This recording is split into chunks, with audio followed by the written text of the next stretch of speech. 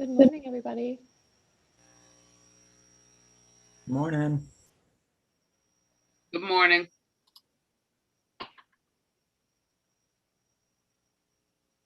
You got this, Angela. All right, Angela, you ready to call us to order, and I will take attendance?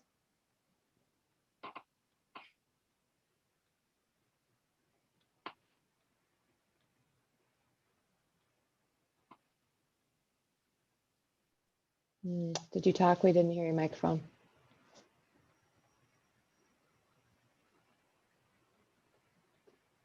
Can't hear you. Give us 1 second to figure out technical difficulties. Okay, in the meanwhile, informal survey here. How many people are still in school? Raise your hand. Oh, throughout the state of Michigan, I see. Okay, when was the last day for students for you, Jeff? No, we're still in school. We have a little bit of a break for 4th of July, and we go back on the 12th. Okay, Yeah, are the students in? yesterday was their last day, and we have a break. Yeah. Okay, yeah, yesterday was our last day. Anybody else in the state of Michigan? Okay.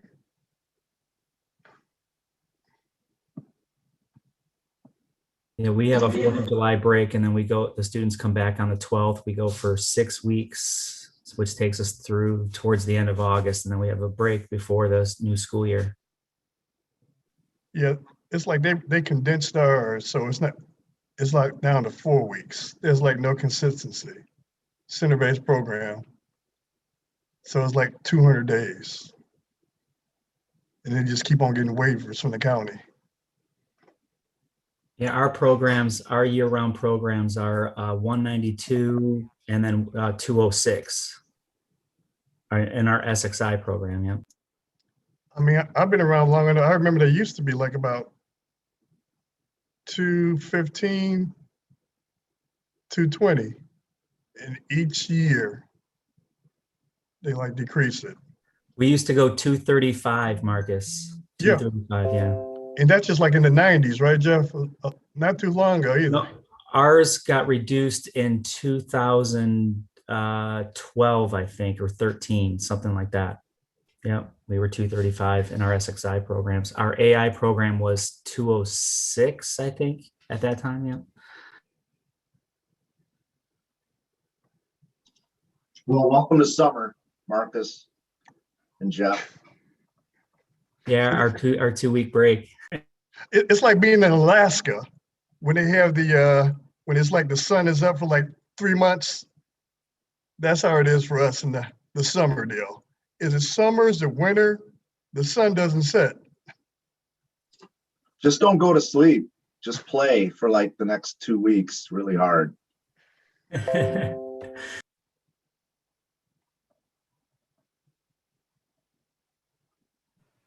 Looks like Angela tried to log out and log back in.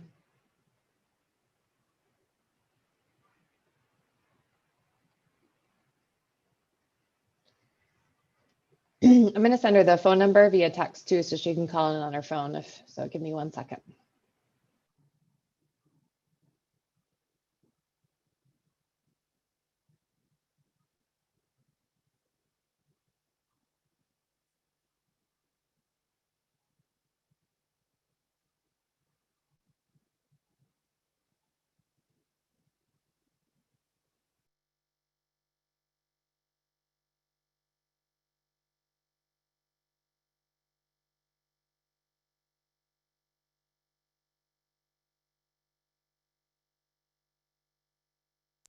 Yeah, when the economy went off the cliff there in 2008, that's when our district looked at doing some different things so that we could retain all of our programs, and that's when they reduced our calendar in the SXI and AI programs. Yeah, so until that, yeah, so I think it was finally done in like 2012 or 13, I think.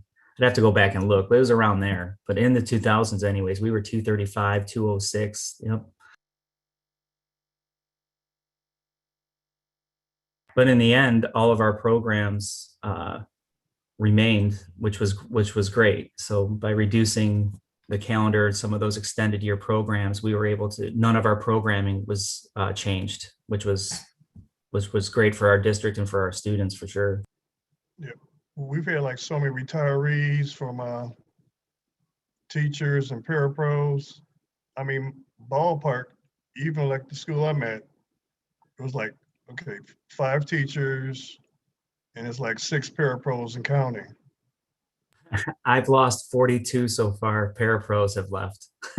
Yeah. Yep. It's getting intense.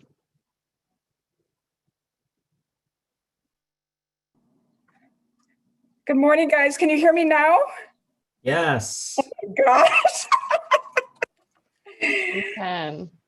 that was a bit stressful. I moved to school today. I haven't been in school. I moved to school today so I would have better internet. Apparently not. I'm using my hotspot on my phone. So bear with me for a second. So sorry, we're technical difficulties this morning. I need 1 more minute because I just noticed our closed captioner isn't here. So I'm checking on that as well. Perfect.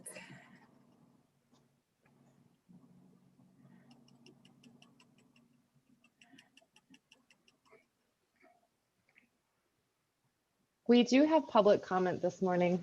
1 public comment. And as a reminder, it's not official business, no decisions. Just as a reminder, in our bylaws, public comment is limited to 3 minutes per person. So I'll help be timekeeper for that purpose. Sounds good.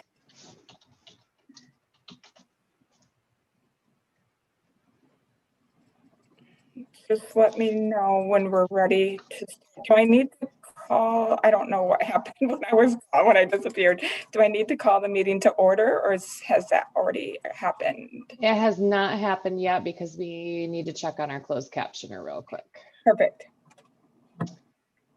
We do need somebody though today we're missing a couple of members and including Kathy, who usually monitors and keeps track of the chat for us for purposes of when you all want to speak in order. Is there somebody else who could volunteer to do that?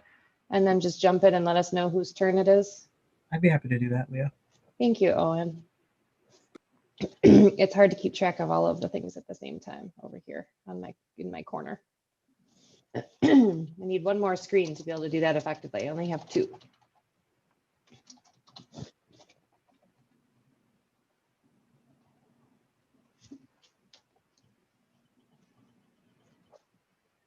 Okay, we're on the phone with the closed captioning company, it sounds like. So 1 second, see what we can do.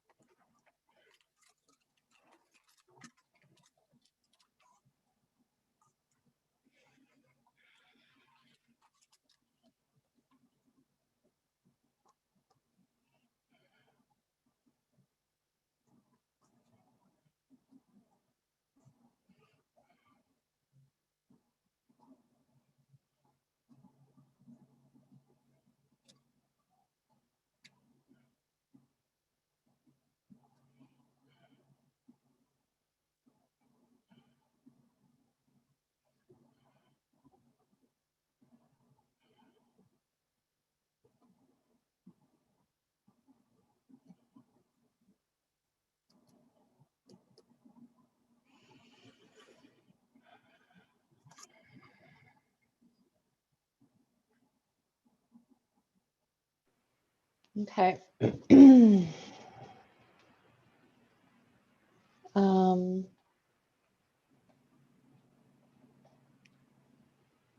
All right, I think Kelly is going to do her best to close caption in the interim. So Kelly, if you want to assign me host, and then I can assign you closed caption.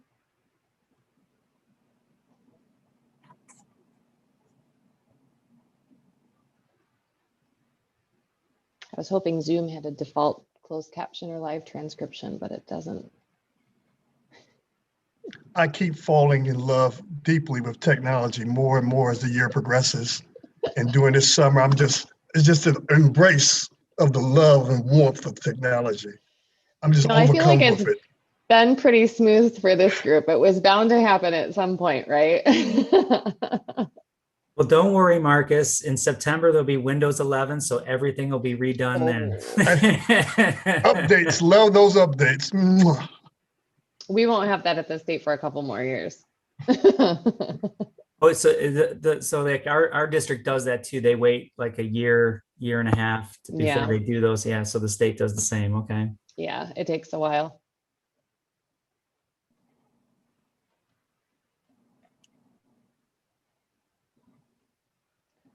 All right, I'm being told the people are ready, but give me one more. Oh, I lost my windows.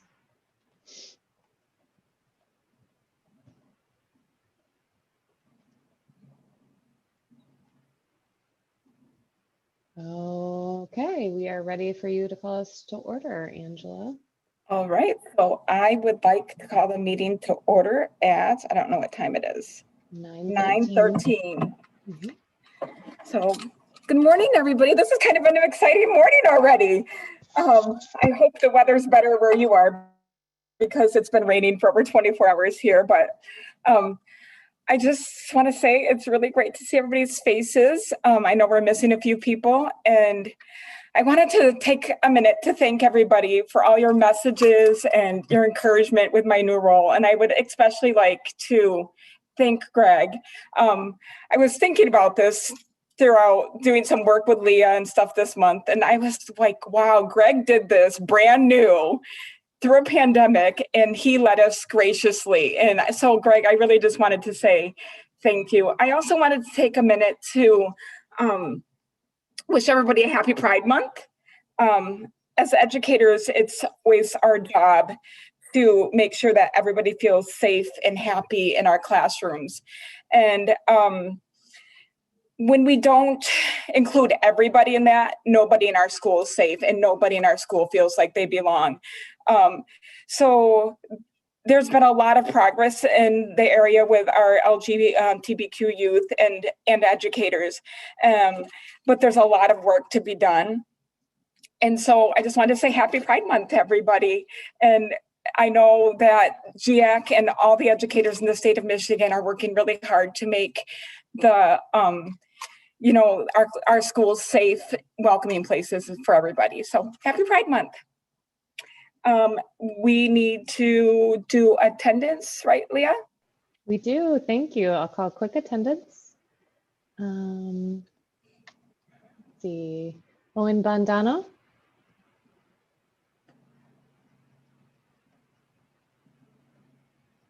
Oh, I saw Owen, now did we lose you? Okay, we'll come back. Zainab is out today. Eva? Good morning, everyone here.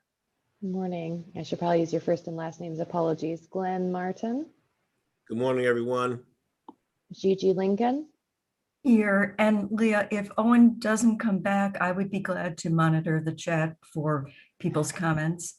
Thank you.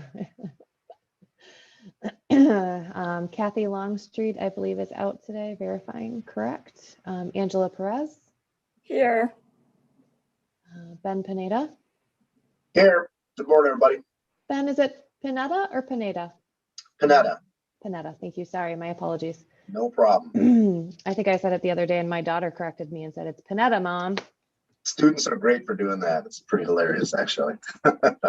Lisa Rivard. Good morning. Ramont Roberts. Here.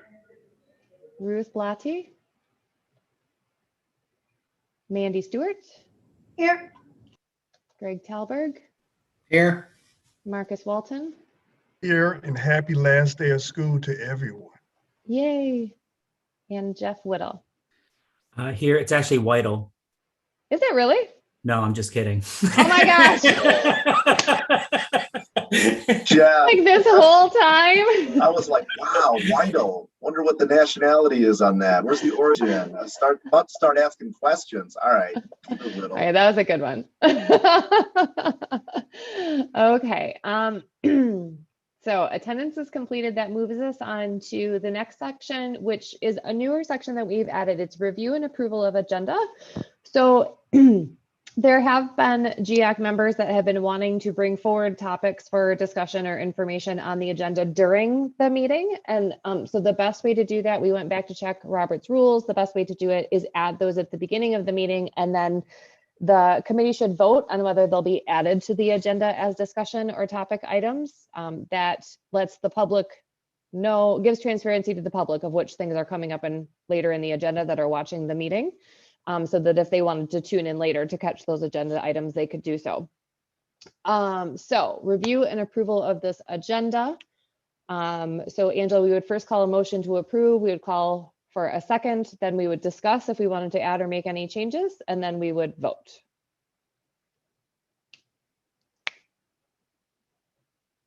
You're on mute.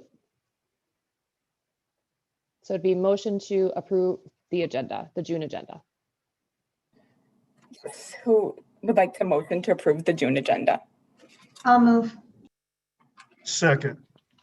Mandy and Marcus. And then we would call discussion. Any items to add or adjust?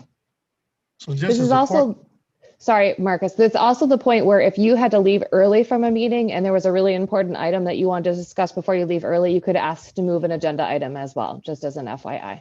Go ahead, Marcus. I apologize for interrupting. oh, no problem. Just as a point of clarity. So after the roll call, then that's when you will present your motion to amend the agenda, Mm-hmm. and then it has to have a second.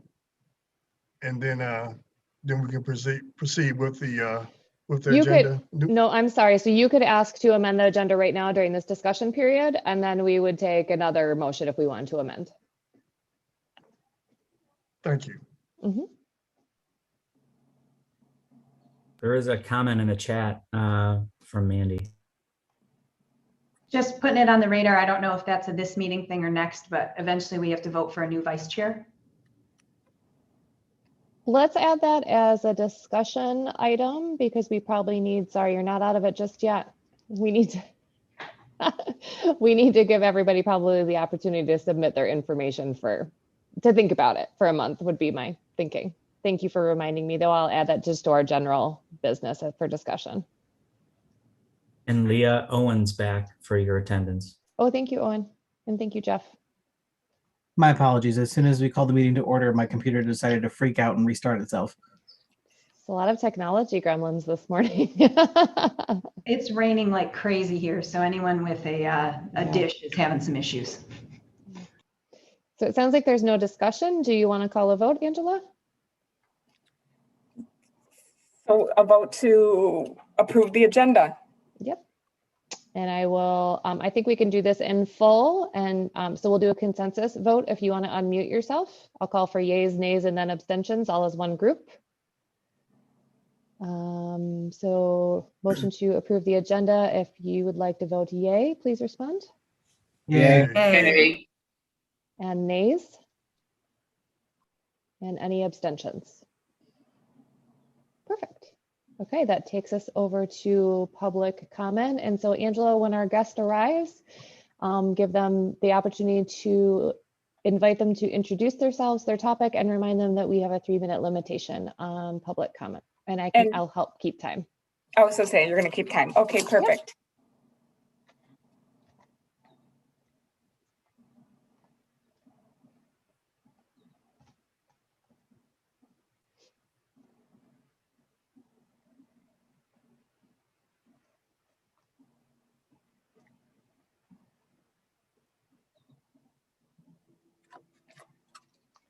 Looks like our guest is here. Are we all set? Yes, I think so. Okay, good morning, Dennis. Welcome to our first public commenter for GEAC, I think ever. So I just wanted to remind you that there is a 3-minute limit, and we look forward to hearing what you have to say. My turn? Mhm. Okay, thank you. I appreciate everybody's time. My name is Dennis. And actually, I read an article, Angela, of yours in Bridge, Michigan. Thought it was very good. It talked about the teacher shortage and a call to action. And to be honest, I didn't even know what GEAC was. So I went and checked out the website. And then I saw that there were recommendations for helping promote educators of color and also helping to promote paraprofessionals. And really, I just kind of wanted to talk to everybody here about a resource that we provide. It's actually a federally funded program that allows us to reimburse school districts up to 75% of a parapro's salary, their wages. Again, these federal funds are really supposed to be to support districts grow your own type programs. The districts can use these funds as they wish. But just to offer another resource to this group to address kind of what you guys are talking about, some of the things that you guys are trying to do. We actually work with, we're having conversations with DPSCD right now, Granville Public Schools, another one, Dearborn Public Schools, another one, GRPS, Grand Rapids Public. But I was hoping to come on this forum to maybe spread the word for other districts to let them know that this exists for them to utilize. And again, it's actually the Federal Work Study Program. I don't know how familiar you guys are with that program, but the government just allows us to use those funds to help districts support their grow your own programs. That's it. I don't know if I'm supposed to say anything else, but I mean, I'd love to continue these conversations any way that you guys have. I don't know if this even addresses what you guys are trying to do here, but I just was reading some of those comments that you guys had. Well, I guess some of the things that are published on your website and also your article. And I felt like this potentially could be a solution, or at least a resource that they could use. You know, I saw that you guys were looking at petitioning for state funding when it came for the helping or supporting paraprofessionals. And also the cadet programs too. And again, this is a federally funded program. Right. Thank you very much, Dennis. Thank you. Okay, moving forward in the agenda. Leah, can we ask a question? Like, how can we get a hold of Dennis? We don't have Yep, we can get Dennis's contact. We have Dennis's contact information, so I'm happy to share that with the group. Perfect. Thanks, Jeff. Thanks, Dennis, for paying attention to us and giving us this awesome resource. Yeah, of course. Definitely. I think you guys are doing a great job. Definitely up our alley, so thank you. Great. Okay, moving forward in the agenda, we have review and approval of the May minutes, and I'm going to go ahead and put that in the link in the chat, I think, if it works. For anybody who needs to, nope, it did not work. Sorry. Of course it didn't today.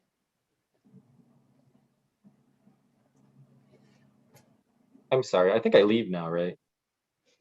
Yes, I mean, yes, you would leave this portion and log back onto the Thanks, everybody. Zoom. Yeah, thank you. Thank you.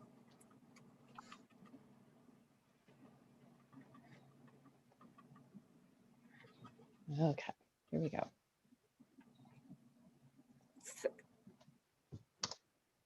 Okay, the link to the May minutes is in the chat if you need to see it before you vote.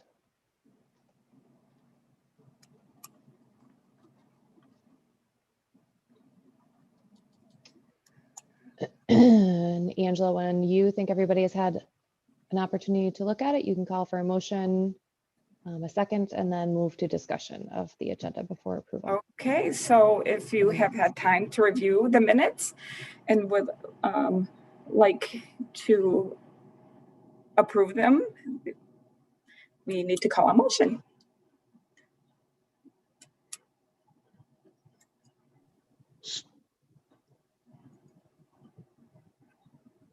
So moved.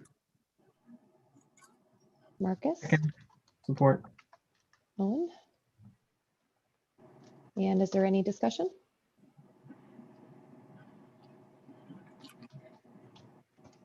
Okay, call a vote. We'll do this one as consensual or not consensual. We'll do it at the same time. Losing my words, simultaneous. If you could unmute yourselves. And for anyone who would like to vote yay on approving the May minutes. Yay. Yay. Okay. And any opposed? Any abstention? Okay, motion carries unanimously. That takes us to subcommittee updates. I'll turn it over to you, Angela, to lead that. I see that one of our subcommittee chairs is not here. So I'm not really sure. But I did talk to the subcommittee chairs. And so Ben and Jeff are here. So which one of you would like to go first? No. Can I share my screen real quick? Yes, let us make you the host. I gotta remember how to do this. This is kind of cool that I've almost forgotten. Do you have a share screen button down at the bottom or no? I do. Yes. Okay, perfect. Go right ahead.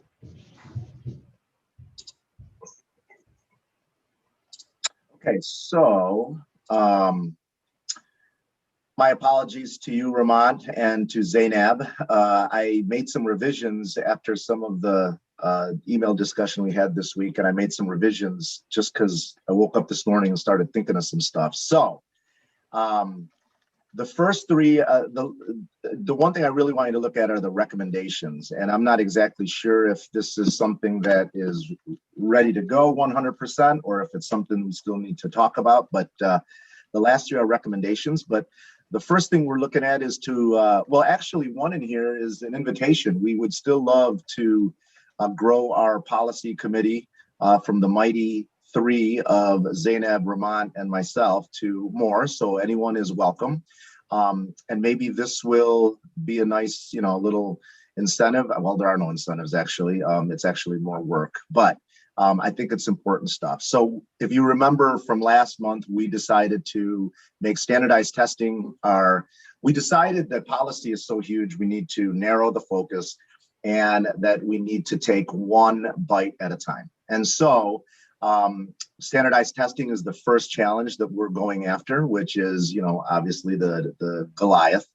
And so the first one, inquire about how colleges and university officials handled alternatives to the standardized testing like SAT and ACT this past year during COVID in the admissions process. I think that'd be a really, really interesting discussion to have. And this is a good example of where we would love more people on the ground to help Ramon and myself and Zainab kind of divvy up the work on talking to other people around the state in regards to this, because this was a very interesting year. And so I'm sure there were all kinds of creative, wonderful things that happened, and we'd love to see and put on the table what that looked like. Number two, we'd like to meet with colleges and universities in Michigan to see if we can get an audience for waiving SAT and ACT scores as a requirement for admission, not waiving them entirely, but giving, a candidate the choice of whether they would like to use that as a prerequisite for consideration, not a requirement. Number three, look into the appropriateness of standardized tests as a prerequisite for admission into the teacher education internship. This one's really personal to me because I work very closely with the teacher ed program at Michigan State. It's in social studies, I don't mean to be offensive to anybody that's listening, but it's really a glorified history test that looks at content and does not look at anything pedagogical. And I wouldn't be surprised if that's the way it is in all the other disciplines. And it really handcuffs and freaks out MSU seniors. They are doing a wonderful job, and now they've got to spend a month of their life just agonizing and high anxiety on whether or not they will even be allowed to intern next year because they have to pass this test first. And it's almost like the bar. It is a test that gets failed a lot the first try. So I don't know. I am obviously in the camp of, I don't think content is what makes a good teacher. How much did I know about US history when I first started doing US history? Very little. You can check my transcripts from MSU as proof to how poorly I did in my college courses, right? But I feel like I'm a very capable, US history teacher and I've learned the content on the way, which is, that's the best way to learn, right? Is to learn it so that you can teach it. So anyway, so there's that. The last three are recommendations, and they kind of, you'll notice the overlap here. The first one is to recommend to the governor's office that there needs to be new research on the effectiveness and appropriateness of standardized testing. And effectiveness and appropriateness are so important. Those are key words. Like, is it really effective? Is it really appropriate? What is it really measuring?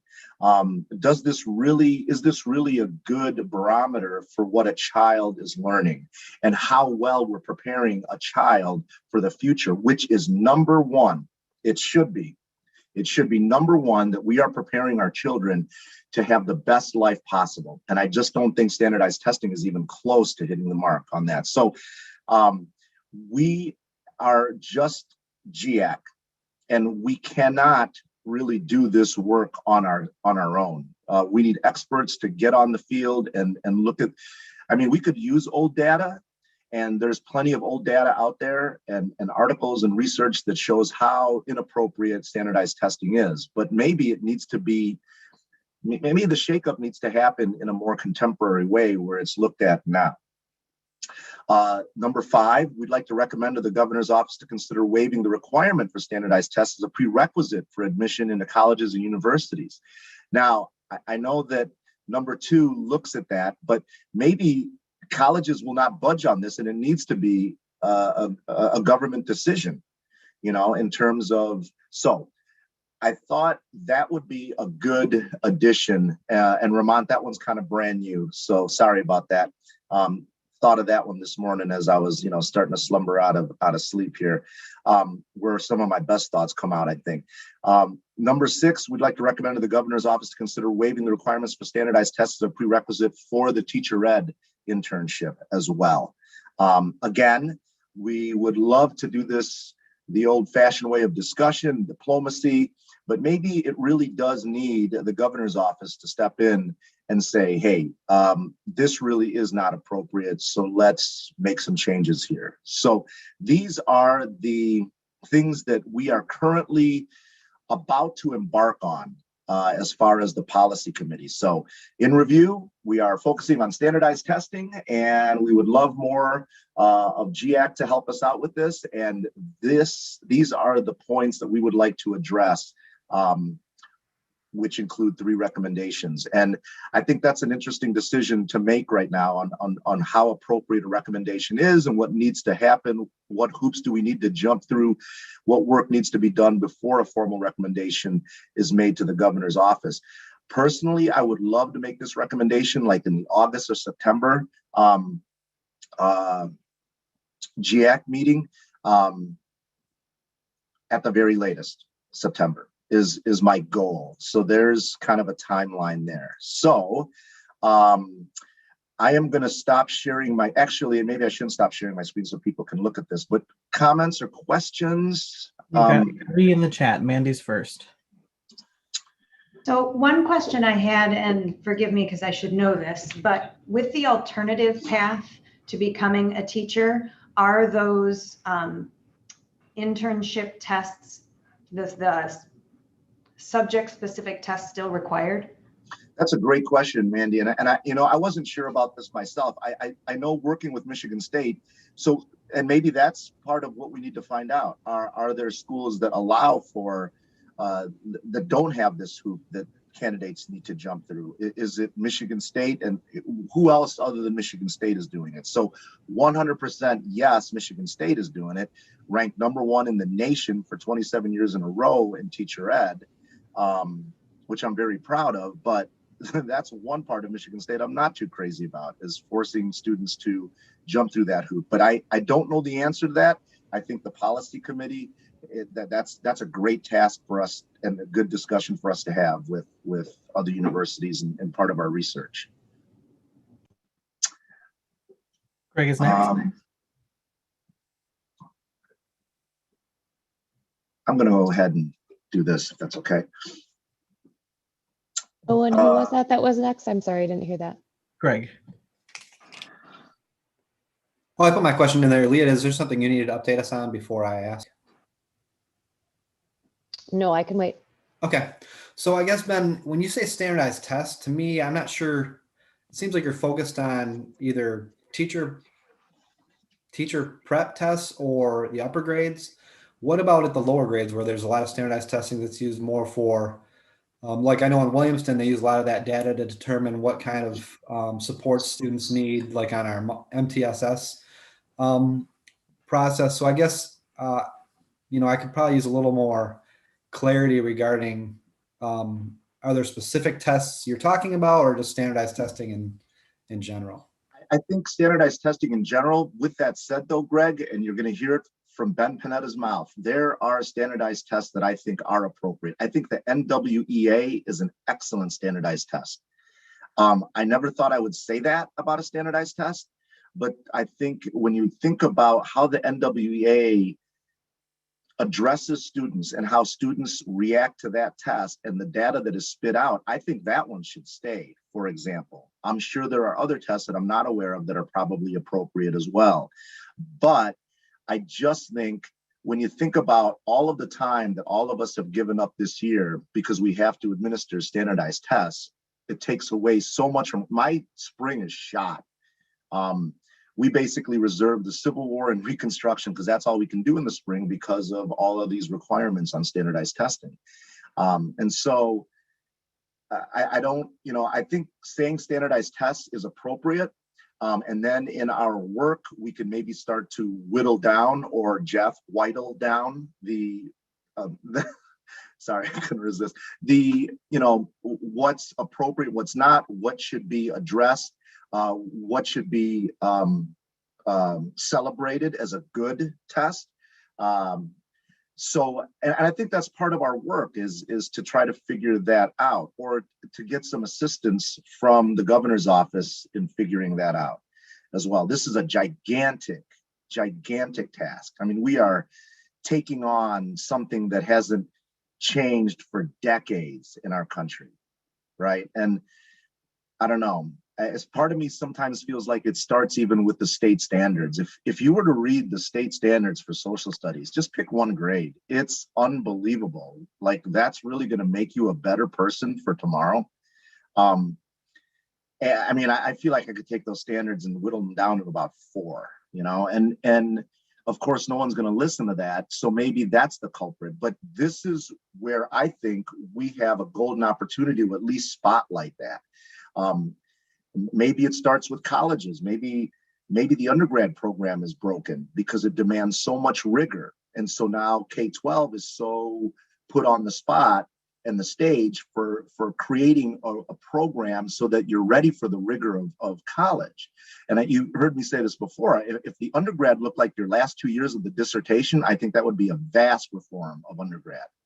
Why do you need to read 5 Shakespearean plays? Why can't you read 2 and really have a tremendous time just going through it? And, so I don't know. I have ideas and I think some of you have ideas on where things can be reformed. But there's a lot of different targets here to address the appropriateness and the effectiveness and the reform of standardized testing. I just honestly believe that we've been doing things for over 100 years the same way in education. And that just seems ludicrous to me that we haven't reformed out of that, and we are GEAC. So this is, I think, a good opportunity to at least get the ball rolling on that. Who's next? Marcus? Marcus is next, yes. Yeah, I just want to say thank you, Ben, for being bold. You're not being lukewarm. You're going after the standardized test industry. And for years, I guess the frustration for teachers, just like what you stated, you spend X amount of your time in the classroom teaching for the test, just to diagnose, and there's no treatment. And that's the wasted time and energy and frustration that teachers feel. And those same tests that's been around for hundreds of years are just used like a cookie cutter to just drop children in these little boxes. And you're never like trying to elevate them. So if you're going after ACT and SAT, hey, I'm down for that fight. So my hat's to you, and whatever you need, just let me know. I appreciate you. Thanks, Marcus. Appreciate that. Leah, you're next. Thank you. So I don't know if I think some of you are probably aware, but probably not all of you, that our office, the office that I lead, actually handles all of the teacher tests and preparation for the state of Michigan. And so we have some information, Ben, that might help this group as a whole before you make recommendations, or your subcommittee, that we would love to share with you about how the tests are created, how the content is developed, what's in the test, how they're used, what's required in law, what's policy, that will help, I think, refine your recommendations. So if you would like me to bring that to the next meeting, I am happy to do so for this. That'd be great. I appreciate that, Leah. So Leah, and I know you had a different timeline, and this might slow you a little, so apologies. That's fine. That's fine. The timeline's very ambitious. But Leah, do you have an answer then in regards to, is it a requirement for all teacher ed programs in the state of Michigan? I do have an answer for that. It is required in law for both alternative and traditional routes, but the timing of it varies. And I do think it's important you hear about how they're developed and the content of them and what's happening with them as an update to help refine, because some of the words I think you might want to tweak a little bit in your recommendations based on that. Okay, thank you.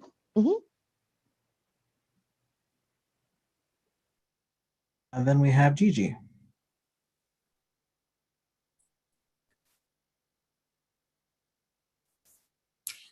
I also wanted to say thank you to you, Ben, and to your subcommittee members, Ramont and Zainab, for taking a decisive stance.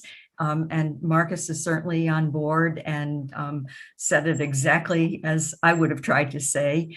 I began to have just a few misgivings and wanted to ask if you have any concern that the recommendation to waive any of these test requirements not be a temporary move to respond to the COVID-19 learning loss, but that it would really be a long-term decision so that we waive the test requirements for good and not just something for the upcoming year. Yeah, my intent is for good. And I think that's part of the language that needs to be drafted in that recommendation, that this is not a response to a temporary, here's what we're going to do in our, second and a half year of this pandemic, but for something that is true reform, and that represents decisive moves to improve the life of our children and preparation for the future forever. So thank you. Thanks, Gigi.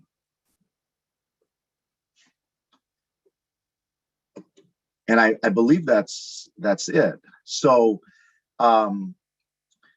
again, when you look at that list, some bold statements, some really ambitious goals, still some gray areas, which will probably never disappear, but that's okay.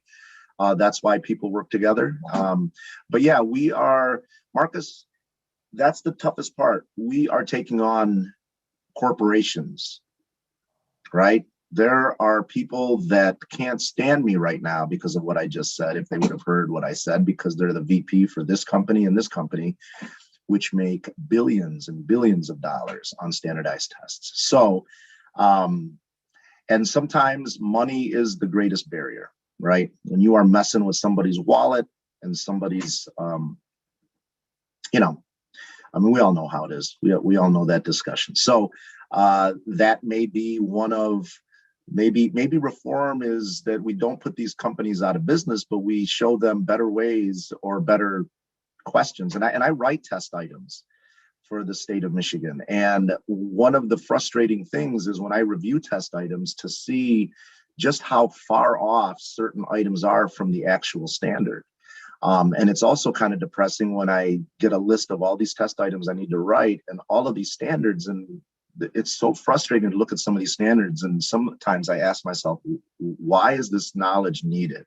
But I'm still required to write a test item for it. So it's not that I got seduced to the dark side. I just feel like I can make the dark side a better place if I can at least be involved in the process. And so I don't want to put out that I'm a traitor. And what a really good, one of my best friends, he does this for a living. And when I said you got seduced to the dark side, he said, this is my way of trying to reform a situation that's non-movable. And that really spoke to me. So I hope we can move it. I hope we can move it. Leah, Anybody else? Leah does. Yes, Ben, can you please either upload these into the SharePoint site or email them to me so I can upload them? Yes. I Thank will. you.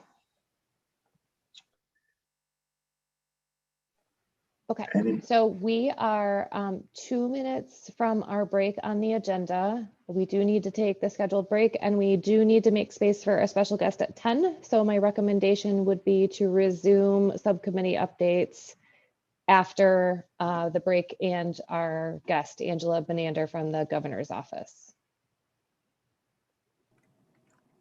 I think that's a good idea.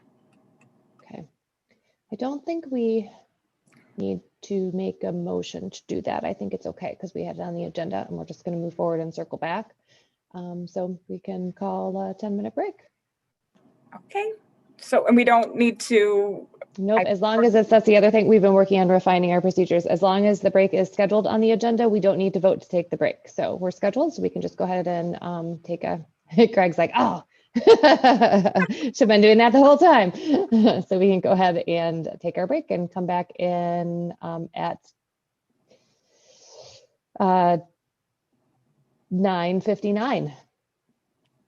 Perfect. So I will see everybody back here at 9:59.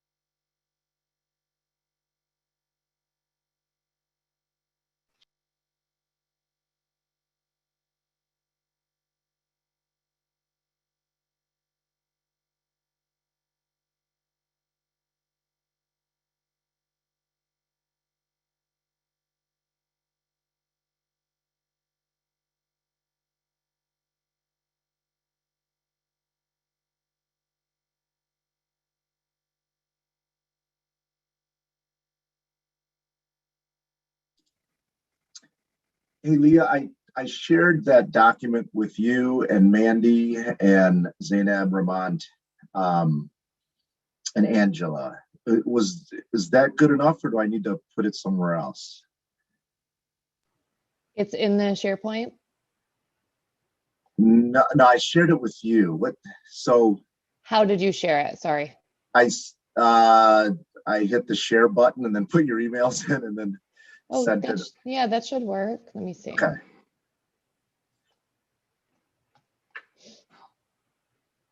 I didn't get it yet, but sometimes it can take a minute. So Okay. I'll let you know if I All do right. by the end of the meeting. Okay. Thank you. But I wasn't sure if there was anyone else. You, Mandy, and Angela were the three outside of the committee, and I also sent it to Ramont and Zainab. So Okay.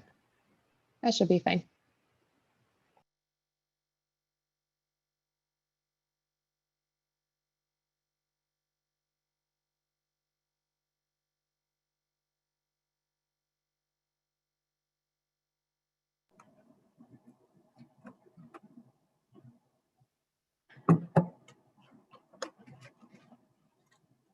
All right, it is 9:59 and we are back. Is Angela here yet? Let's see. Not me. It's so weird to say my own name. She is not. She did confirm she would be here, so I would expect her any minute.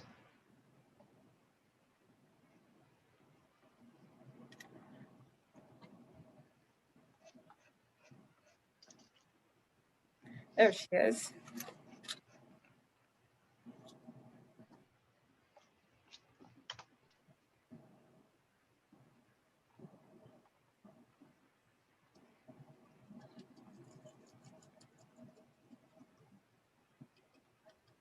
Hi, Angela. Can you hear me? Can hear you. I had to reboot my computer right before this, and that makes me sweat because you never know if that's going to take a minute, 2 minutes, or 2 days. That seems to be the theme of this morning's meeting. It's rolling dice. It is rolling dice today. You are right on time. So Angela, I'll give you the opportunity to introduce yourself and GEAC, and Angela Perez, and then Angela Perez, you can turn it over to Angela Benander. So, yes, I'm Angela Perez. We have the same name. Too many Angelas. In Spanish, there's a word for this. It's called "you're my tocaya." Like there's an actual word for this. So I don't think there's a word in English for that. Does that mean we have to fight, or is that like good? It's just tocaya means that we have the same, like we share the same name. So I'll just call you like my tocaya. So I honestly don't know. Maybe some of my English people out there know if there's a word for it in English, but oh, there definitely isn't. But welcome to GEAC. We're excited to have you here. We're a nice, friendly group of people. At least I'd like to think that we're friendly. And we're really looking forward to working with you and seeing what you have to say. So take it away, Angela. Great. Thank you. Well, first, I again want to apologize sincerely for last month. That was completely my fault. So I apologize for having you all sit here waiting for me. I did not put it on my calendar the correct way, and that I apologize once more for that. My name is Angela Benander. I am the public affairs specialist handling K-12 in the governor's executive office. My background is mostly political. I worked on Capitol Hill for 2 senators. Started out with Senator Dick Durbin from Illinois. I was his education policy aide for 5 years, and then his press secretary for 2.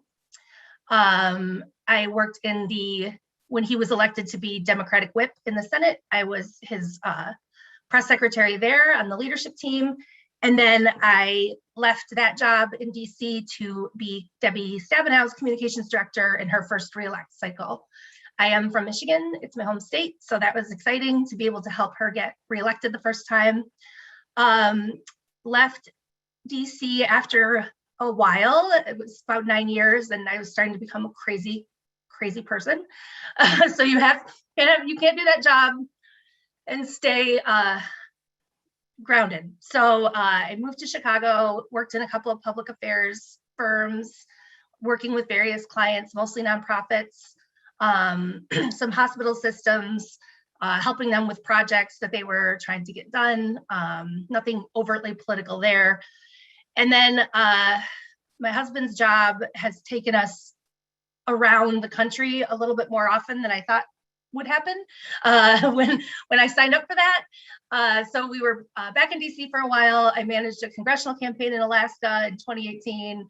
And then his job brought us back home to Michigan. He's in Ann Arbor last year. So we moved here right before the pandemic hit. And I had a whole year with no job and a new house and a new city and nobody to see. And so I started with the governor's office in March, and I am thrilled. I'm excited to be back. Today, I'm actually going to the office physically for the first time, meeting most of my team for the first time in person. So I'm really excited about that later today. I'm from Gladwin originally, so up north, small rural school.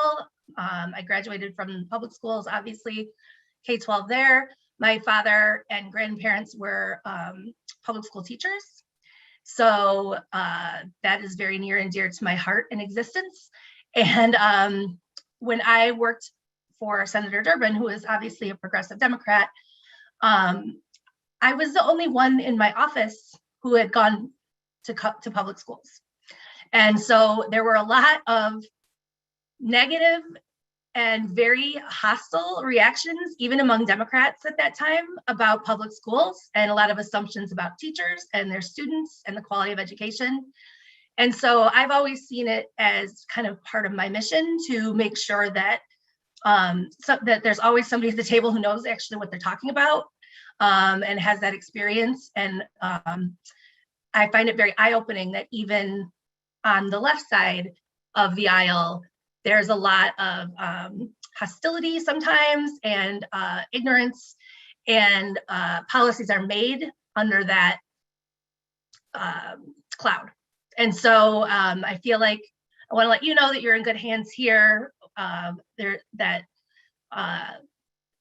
always wanted to, in my career, challenge those notions and make sure that we're listening and using the input of people that are actually doing the job day to day. And there are plenty of terrible private schools. So, and I always used to say that as nicely as I could to my colleagues. I did go to Albion College. That was my undergrad. And that's my grandmother actually went there in the 40s. So I followed in her footsteps there. And yeah, I'm thrilled to be back in Michigan. I was a little bit hesitant about coming back. You know, I always wanted to go see the world when I was a kid, and but actually now that we're here, both my husband and I are just thrilled. So I live in Brighton currently, and that's kind of our halfway point. We figured I'd be in Lansing, and he's in Ann Arbor. So I'm exploring and learning Southeast Michigan. This is not, and I've spent some time here, but not a lot. So, and then I'll be in Lansing moving forward for working in the office. I'm happy to talk through anything. I don't know, that's my introduction, that's who I am. I can talk through kind of where we are with budget. I can talk with anything you want. You can talk to me. Just let me know what would be useful.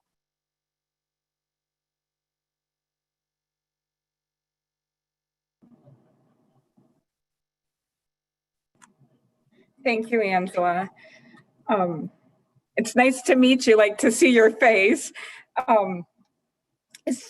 Does anybody have any questions or comments for Angela?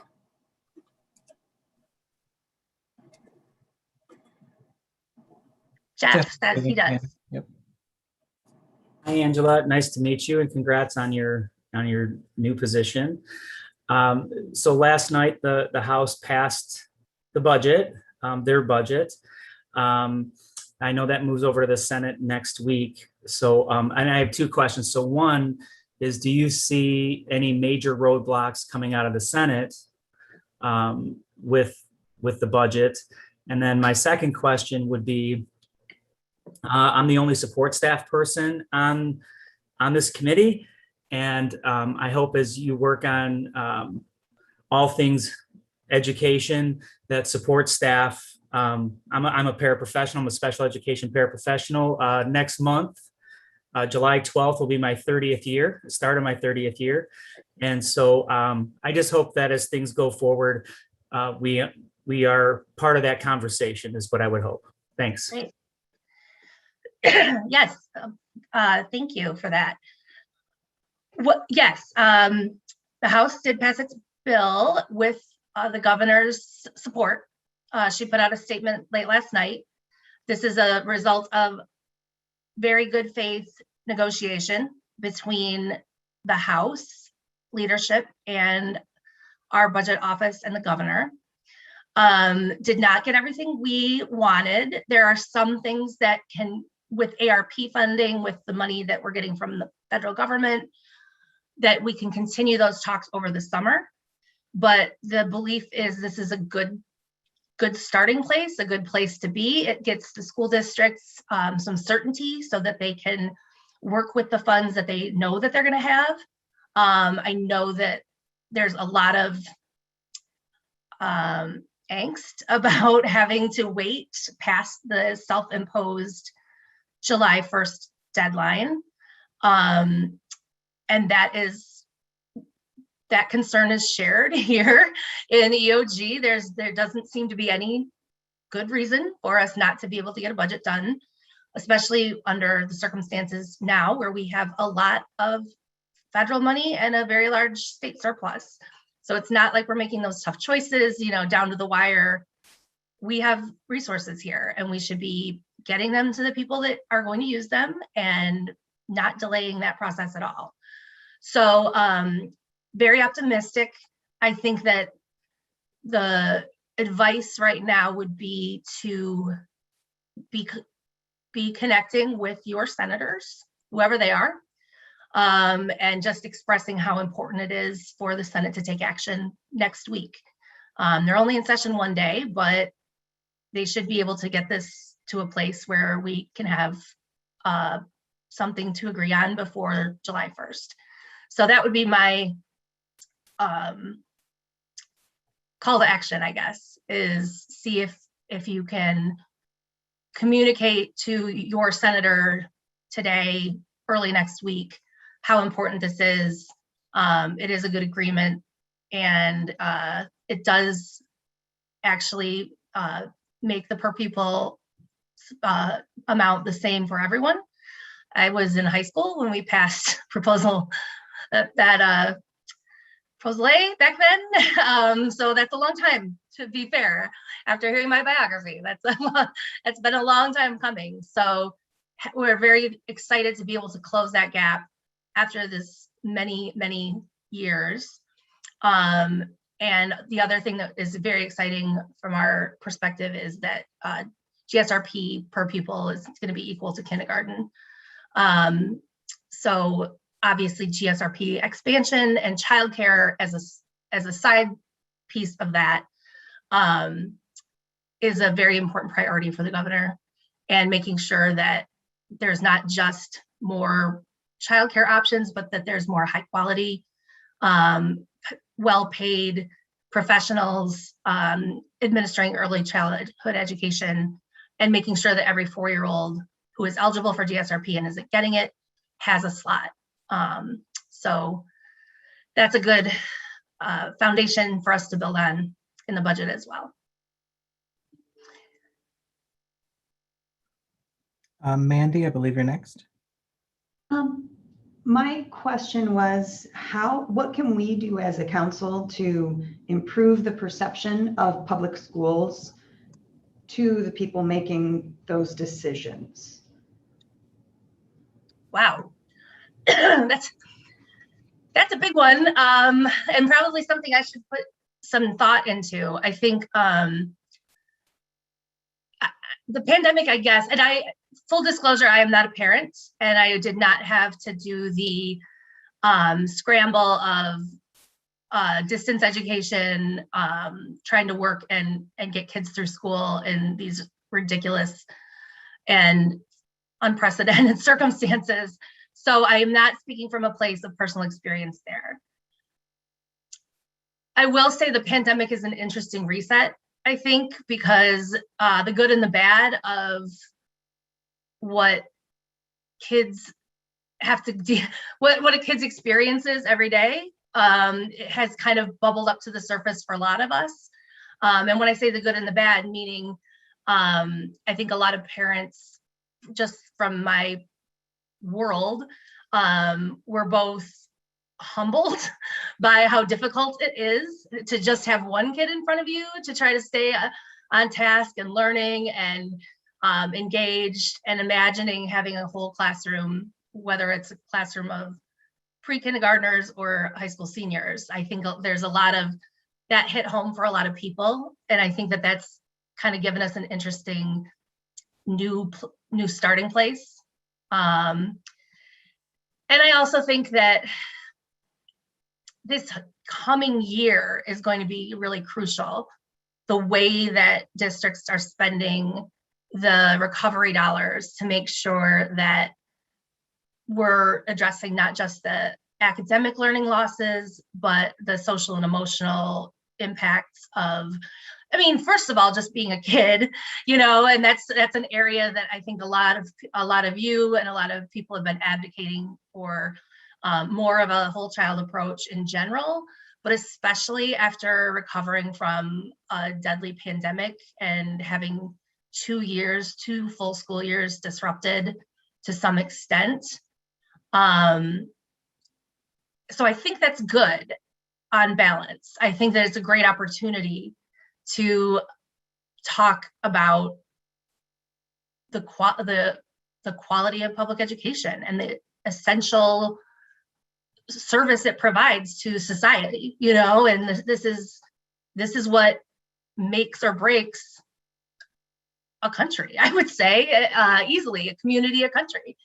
I think that's an interesting challenge that I would like to think about. Like, what does it mean? So, like, kind of, I don't want to say rebrand because I hate all that, like that corporate talk when it comes to education or government. But how do we, moving forward, make sure that all policymakers are fully understanding and getting a complete picture of what public education is and why it's so important? And I do also see, like, again, this is just me kind of editorializing, but I think looming on the horizon is, well, now that we've all done this virtual education, can't we just sign up for a program and have kids learn at home? Is it that easy? And I think, no, obviously it's not. But I think we as a public education community also need to spend some time thinking about that, now that people have had a little bit of taste of virtual learning, homeschooling, what that might mean, and how to continue to talk about why public schools are so essential. Yeah, but I would like to spend some time thinking about that and maybe come up with some thoughts. And maybe that's a good, I don't know if you have already done work on this here, but would love to hear others' thoughts on that as well. And some of it we're covering in one of the subcommittee presentations today, kind of trying to celebrate educators. I think we're aware that media coverage has been a little more positive during the pandemic about teachers, but less positive about district level decisions because it's so politicized. I've always been concerned in the past how quickly negative school media stories get published constantly. You know, I get contacted all the time with a slant to whatever news stories going out.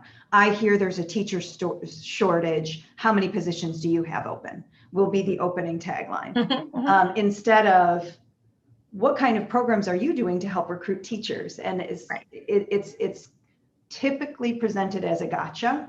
And that's a concern that I think affects how teachers and districts are perceived. But that's just my 2 cents.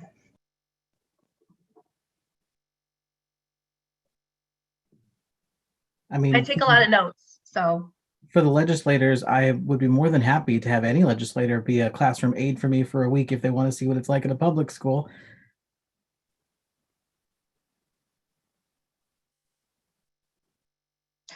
How many, I've got to actually check this, how many former educators are in the legislature right now? There's at least a couple. Yeah, the chair of the education committee she is a former educator out of Utica. Yeah, there are a handful, including some from very rural, which gives them an interesting perspective when they're looking at legislation. Yes.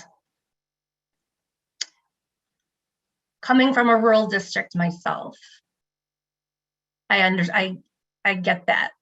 I've also felt like, I don't know, I feel like there's a lot of shared challenges from a very urban and a very rural district that I've always seen that were very apparent. I don't know if that's shared experience with some people coming out of those environments, but I don't know. Does anybody else want to talk about it a little bit more? Or because I actually think this is a super interesting topic and a good problem for us. And I would add a layer to this. This is what's been on my mind, kind of keeping me up at night lately. I mean, the loudest people I hear from are obviously the school district, the associations.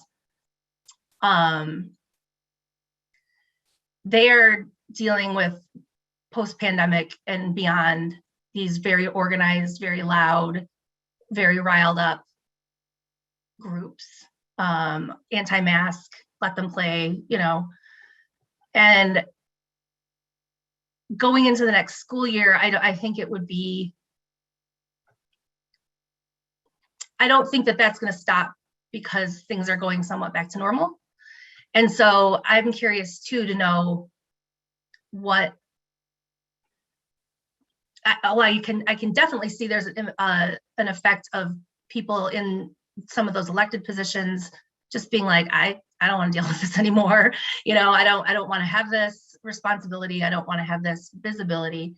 But I also am curious to know, going into the next school year, what kind of support or preparation we can give, help with districts, whether it's arming them with facts, whether it's making sure that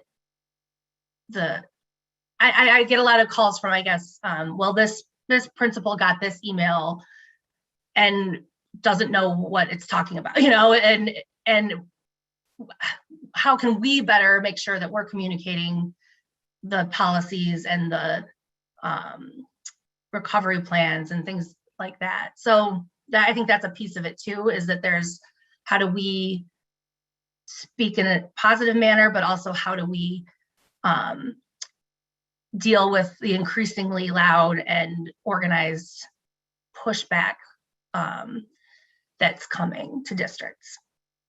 I'm being very vague, I'm sorry, but trying to also be kind of diplomatic. We've had recently in the area, the organized groups coming to live board meetings, and I've been on the websites of some of those groups, and the purpose underline is to disrupt. So I don't know that facts change a wanting to disrupt. Great. For me personally, if there was a statewide, you must do this, it would take it out of our hands. For the local decisions are disrupting the community is where we're at. And it's hard because all we're trying to do is be centered on students, and we didn't ask for the politics, and it's embedded in our jobs now. Yeah.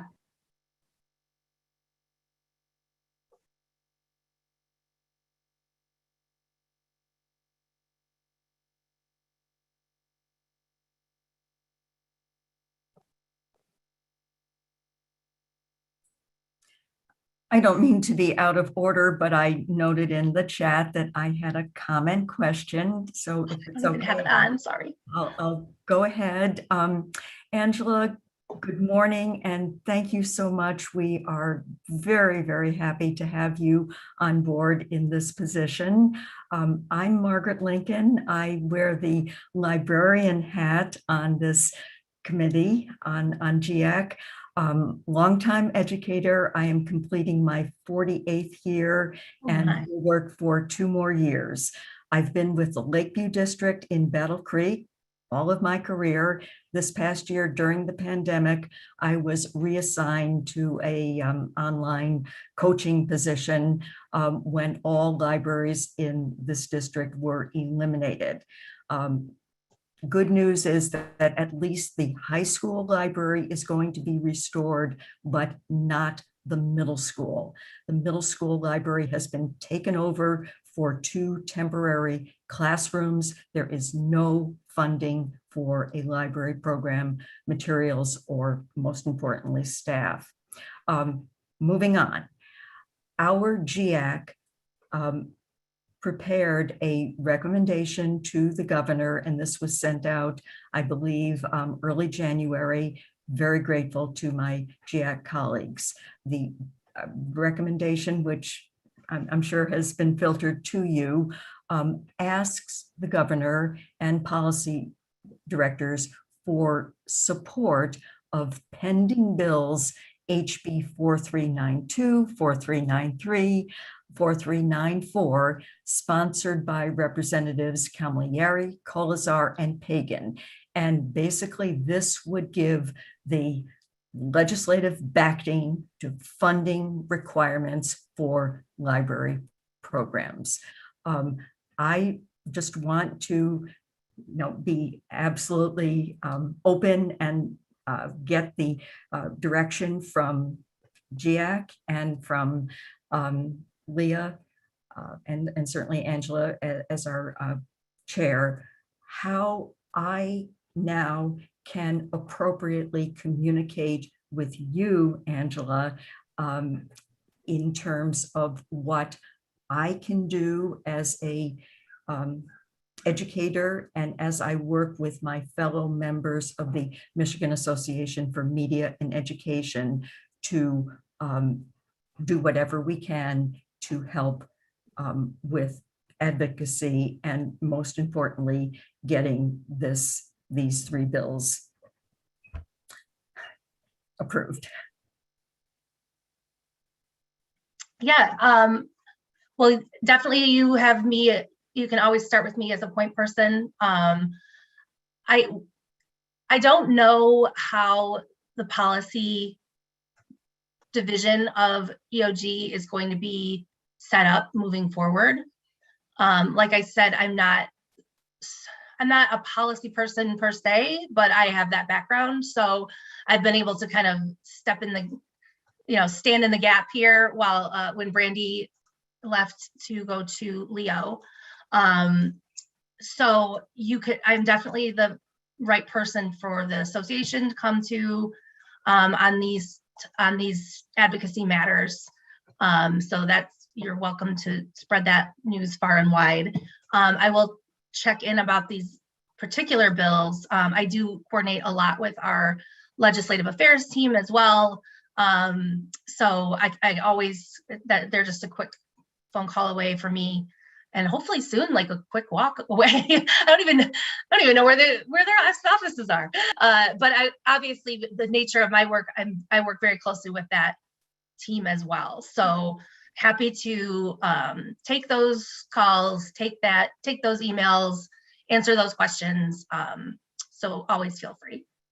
Okay, well, thank you very much. And then for Leah or Angela Perez, I am okay for communicating with Angela via my Lakeview email. I don't necessarily have to do it on my MDE email. Again, I don't want to act out of turn in any way. Yeah, so Margaret or Gigi, if you're doing it as an educator from your Lakeview is appropriate. If you're doing it as a GEAC member, you should use your your official. Right. But at this point, GEAC has moved on from that recommendation, and you've been great on, updating typos and date changes and bill changes. But for moving forward, it is okay to communicate directly with Angela. Yes. Okay, very good. Thank you. I believe the next question is from Ramont. Saginaw. So, good morning, everyone. Good morning. I spent a wonderful summer living in Saginaw when I was in college. I loved it there. I worked downtown for Carl Levin as an intern. Okay. And I love Saginaw. It's got a special soft spot in my heart. Fantastic. So just Mandy really kind of touched on my question a little bit in terms of what we can do. Based on your comments, that kind of confirms what I've been suspecting for quite some time. There are quite a few people that are making decisions that impact the work that we do in our field that really, I think, don't have an idea of what we do as practitioners.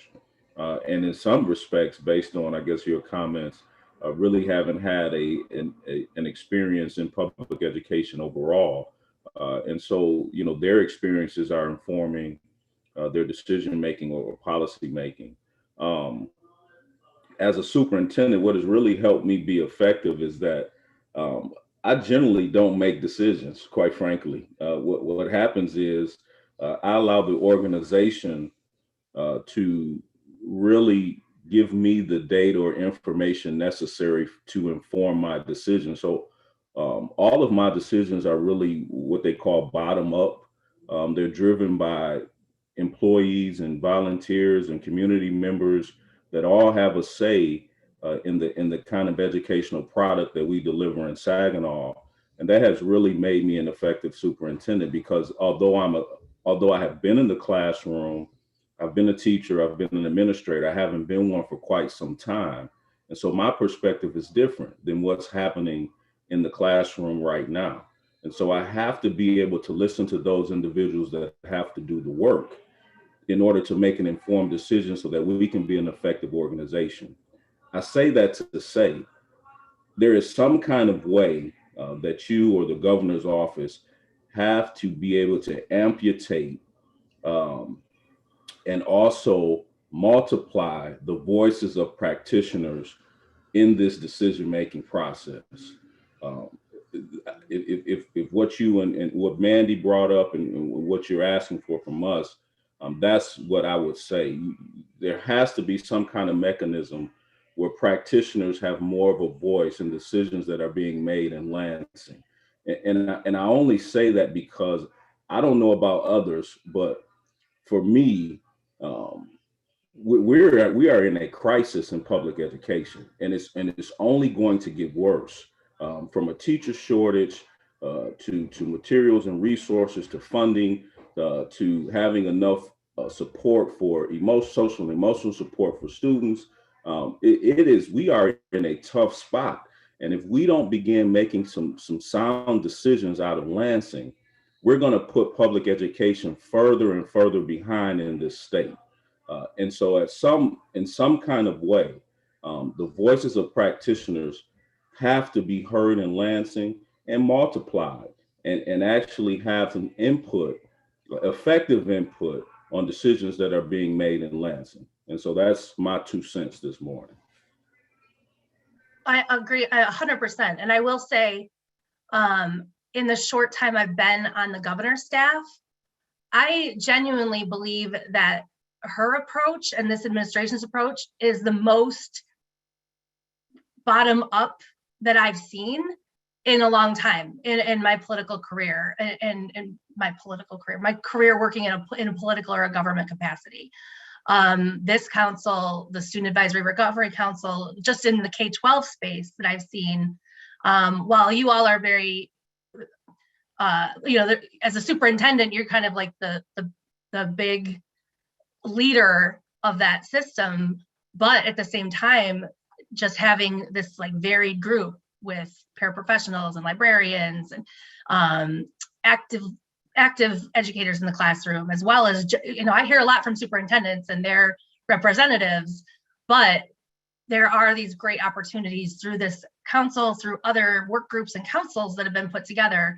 So I will say, I feel a little bit more optimistic just based on the approach that this administration has taken, that there's more opportunity for real input and decision driving from those that are actually, as you said, practitioners. Can we do more? Probably. And I think that and I would also say the MDE from that sense too, from working with MDE just in the last couple of months. I'm learning about how their processes are and who they talk to. And I think it's pretty impressive from my perspective. And how do we continue that and expand it and make sure that policies are being informed by these broader groups. I agree with you 100%. Now, on the legislative side, that is something I would, I know y'all, every teacher has like 4 full-time jobs. Everyone in education has late nights and long summers. It's not, I know this from my personal growing up life. It's also a reason to, even though your jobs are not inherently political, to be involved in that process to the extent you can, and then to the lowest extent you can, meaning who's running for city council, who's running for county board. I'm seeing it in the community that I live in right now, that there's a very concerted effort to fill those smaller municipal bodies with very specific ideals. And, the other side is it's not that they're not, because the zeal isn't there, you're less likely to get people that are able to talk about a specific experience in public education, and I would say in anything. But that's really, if I could send a message to send out, is that now more than ever, every person that teaches, that works in a school building, that is a parent of a child in public schools, needs to start dialing in and going to some of these local meetings, and not even just school board. I mean, obviously school board, but maybe stepping up to be in some of those positions, because the earlier, the lower down, the closer to your community, your school, the more you can talk out to the people that are speaking or are making the decisions at the highest level, all the way up to the White House, And so that's another piece, that just that kind of civic engagement and trying to expand it and talk about that experience as much as possible with people that are making decisions even smaller and locally, and making sure that you start there, I think is going to be key. And I know it's like, great, more work for us, but I think then from our angle, here at the governor's office, just trying to make sure that we're always asking ourselves, who has input here, trying really hard, especially, MDHHS is working on their school guidance, trying to make sure that there are K-12 voices that are talking about what this means in the practical sense, now that we're not under that immediate public health emergency that we were experiencing over the last year and a half. So I will personally make sure that I'm asking myself that. Have I talked to people? Have I talked to people that are actually going to be having to live under this or work with this policy? And just encourage that you also are making yourselves very visible. And you, by being here, you're already doing that and more. But I would say to communicate that to your colleagues as well. Because a lot of these decisions, once you hear about them, it's already too late. And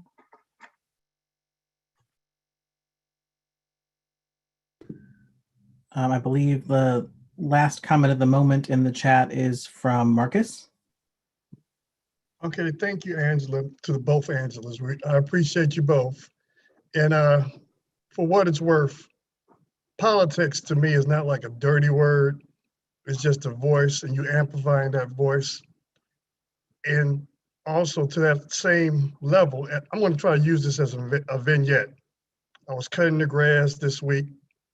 My neighbor right next to me stopped me and he started a conversation. And he was like, Marcus, you know what's going wrong with this country? You know, he's a veteran. His wife was a retired teacher. She had taught for 30 years. And he's like, that damn critical race theory, and they're just teaching it to kindergartners. So in the spirit of humbleness and love, I had to let him know critical race theory isn't taught to kindergartners in any school district in Michigan or the United States. You have to like meet people where they're at. And that was like a concern for him. That because and part of the reason why, that's what's being fed by various groups. They're telling this to people. Without a definition, without a term, without background. So I was trying to like use the Civil War as an example. As a high school teacher, you're satisfied if the students know that Abraham Lincoln was president during that time period, and if they get the ballpark between 1860 right, that was the Civil War, let alone a concept that's only taught in law school about institutional racism. Is that something you really think that would even be presented to a kindergartner? But people, because that's what's being branded, and that's what, there's like no one fact checks them about this. They run with it, then they show up at a school board meeting, and they're like, guns are blazing. They're mad about that. They're mad about transgender in sports because that's what's being fed to them. It's like these false issues. And I think as a council, as policymakers, if there was like some way to just nip that at the bud, so we can have like fruitful dialogue about what's being taught in school and what's not, that would just wipe out a lot of this fear about something that is so fundamentally, it's like made up rhetoric. And I know that's individually, that's how I do it. When I see it, I say something about it. And then as a group, this is like our platform to say things about that, because it comes down the pipe fast. And the next thing you know, we're celebrating Juneteenth, but then there's like 20 states. You can't even discuss Juneteenth. So it's like, okay, we gotta like react just as fast as they're dishing it out. Otherwise, like Ramon said, the educational system is dropping like a rock if we don't do anything or say anything about it. absolutely. I mean, and you're right. We're up against and it's very deliberate. You know, I mean, there are millions of dollars that go, this didn't just come out of nowhere. This was polled, this was focus grouped, this was multiple PR experts and psychologists used the talking points to deliberately inflame communities. This is and then there is a large, very large media network that is directly into homes and businesses every single day, 24 hours a day, that they can amplify that message. Propaganda is wild. I mean, to me, this is a lesson of the century for me so far, is how mass propaganda works. And it works. And it's not about critical race theory. It really isn't. It's about causing bitter divisions and exploiting those bitter divisions to achieve a political end. I know it, you know it. Knowing it isn't helping, you know? And and it doesn't matter the truth. And at that point, it doesn't matter what the truth is. It doesn't matter if you have the facts. It doesn't matter if you say, look, it's not being taught, except in very small law school curricula. It's too late. You know, once you're explaining it, once you're defending, you're losing, we've lost. And so, yes, I mean, I just say that to say, this is a very large and very organized and very deliberate thing that's being done. Critical race theory is just the latest costume it's wearing. That said, I agree with you that we need to be very aggressive on how to nip it in the bud to the best we can when it's coming to, when there are people that are, you know, good faith people who have heard this and are, oh, yikes, I don't like that, and can be persuaded. How do we make sure that everybody's got what they need to do that? And I agree. I think that I'm concerned about it too. And also, like, what's the next thing going to be? And maybe we can get in front of that. Yeah, it's disturbing.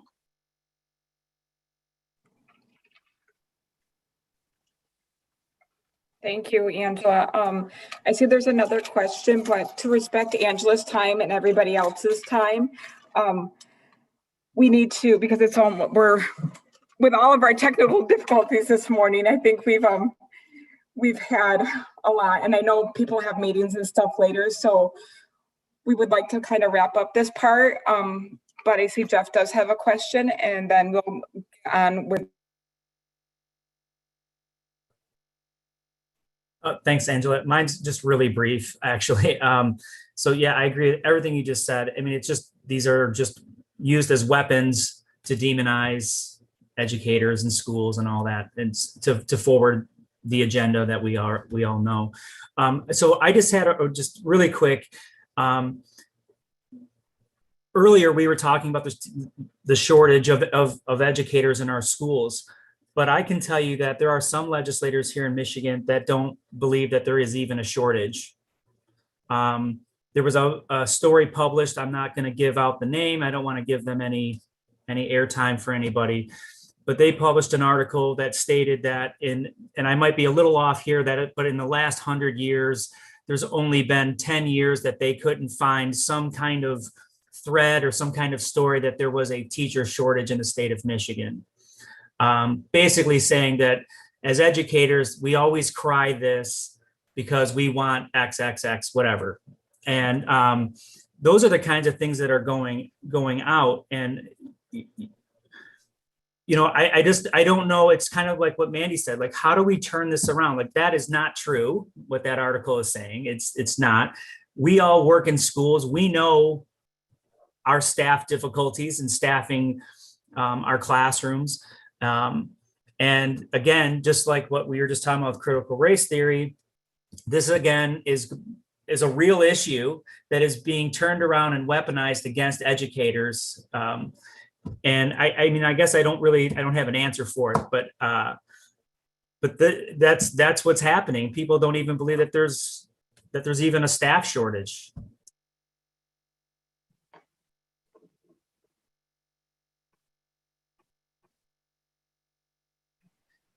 That's good to know. I haven't seen the article in question, so I will. I can send it to you, but I don't want to give them any. This is a public YouTube. I don't want to give it. So got it.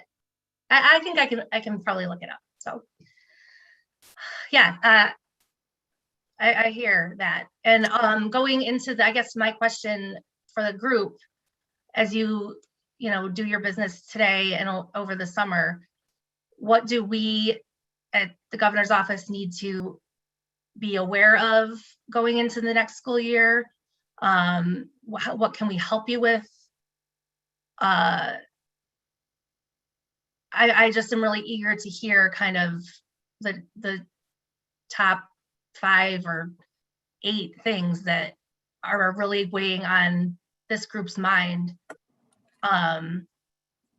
And if there's a way that we can help with that, I would love to work with you on that before the fall. Thank you so much, Angela. I know I can probably speak on behalf of all of GEAC when I say your help and support is very much appreciated. Just listening to you talk, it's obvious that you have a lot of experience and are very knowledgeable. So we're glad to have you on our team. Same. Love my public school people. Great. Thank you for letting me do this. Thank you. Thanks, Angela. Nice meeting you. Thanks, Angela. Thank you very much. All I right. leave now, right? You are welcome to stay, but we're going to take you out of the hot seat at least. All right, great. I might hang out. I've got you on the calendar for an hour. So do what you got to do. Great. All right. So, Leah, I believe we're going to then move on with the rest of the agenda items that we skipped the rest of the subcommittee updates. Yes, I have to ask for a little bit of a favor or a point of privilege. I have now lost power because that is how today's technology is.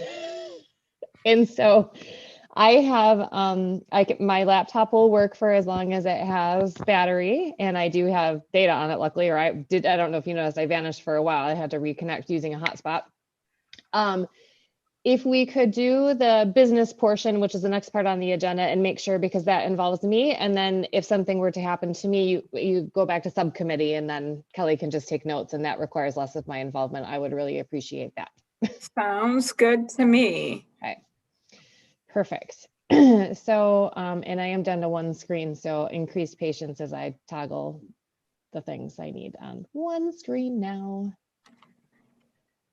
Okay, so we have a few sets of administrative business. We need to talk about a vice chair, and we need to make a decision for the July and August meetings. So first, the vice chair position is available. And I want to give everybody the opportunity to think about whether they would like to be nominated for vice chair. And so we don't really have a set procedure for this. Angela, is there a way that you want to do it? Would you like a recommendation? What do you think? Yeah, how did we do it last time? Do you remember? I don't even remember. Did we? I think we asked people to put forward an email of interest. Is that right, Mandy? Okay. Yep, And then we had to submit an email of interest, then those names were brought to the next meeting and we had a anonymous, like a vote on paper. yes. So if we follow the same procedure, anybody who is interested in the vice chair position, please email me and Angela, and we will bring those forward to the next meeting for discussion and vote. Sound good? Okay. It's way easy, Mandy says. Look at her trying to convince you. It is. It's fun. You get to spend a lot of time with me and Angela. Okay. So July and August meeting. We discussed this last time. Angela, do you want to kick this one off? You want me to kick it off? We can talk about it since we talked about it a little bit. We had a little bit of discussion last meeting. And we said we were going to table it until this meeting to make decisions about July and August. Leo, you might be able to speak a little bit better as to where the state is about meeting in person. But let's talk about July first. There was just a lot of discussion about even in July if we wanted to keep the meeting or if we wanted to cancel the meeting. So maybe talk about that July 1st and then talk about August. Sounds good. July would. What was the date of July? Just switch screens here. Sorry.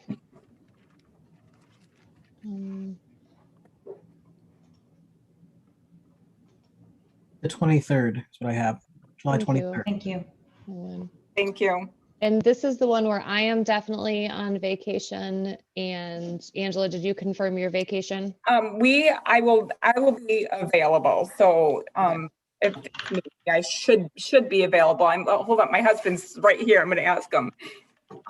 I'm on July 23rd. Am I available? Yeah, he says yes. He's the one that's making the decision on this. And I think last time we were a little bit split when we did a kind of dipstick check. And so I think what Angela and I discussed is we just go ahead and take a straight up vote for the July meeting in terms of preference for the group. So I'm going to I'm gonna have to call that individually so we can actually take count. And I have to just get to that document. Okay, so we're going to do it. So we need to call a motion. If you don't mind, Angela, I'll just go ahead and call it. So we need to call a motion to vote for July meeting. Yeah, let's do, you have to, so let's, would anybody like to move to cancel the July meeting? So if you vote in support, you're voting for cancellation. If you vote in opposition, you're voting to keep. Yeah, I'll I make just had a, the motion. Oh, sorry. yeah, I had a question before the there'll- motion. There'll be discussion, Marcus, so hold one sec. Who made the motion? I'm sorry. I'll make a motion to cancel the July meeting. Is that Mandy? I second. And Ben? Can't see your faces, so I think I know your voices. Okay, Yes. discussion? Yeah, my question was, this is going to be, July and August meeting will continue to be virtual. July definitely will be. August, we may be able to do in person. I'm not exactly sure yet, but I'm thinking that might be in person, and which we can choose to, which we'll talk about next, that if it can be in person, do we want to choose to have it in person or not have it in person? And we'll probably take another vote for that one. Thank you. Mm-hmm. I just think if I remember right, in our last meeting, there were several people that couldn't make it for July. Just FYI, and I'm seeing in the chat, there's at least 4 right now, so. And didn't our minutes from May have those yays and nays about being able to attend in July? We didn't take, we had yeses and nos, and then we had some people who were fine either way. So it was really hard to tell. So that's why we decided to do just an official vote. And then we'll just take majority. And then if people are absent, they'll have to be absent. Any more discussion before we take a vote? Okay. Oh. My apologies. To be clear, a yay vote means yes for canceling. A nay vote means no, keep it. Yes. Right? Okay, just making Correct. sure. Okay, starting with Owen, yes for canceling or no for not canceling? Yay for canceling. Zainab is absent. Eva? No. Glenn?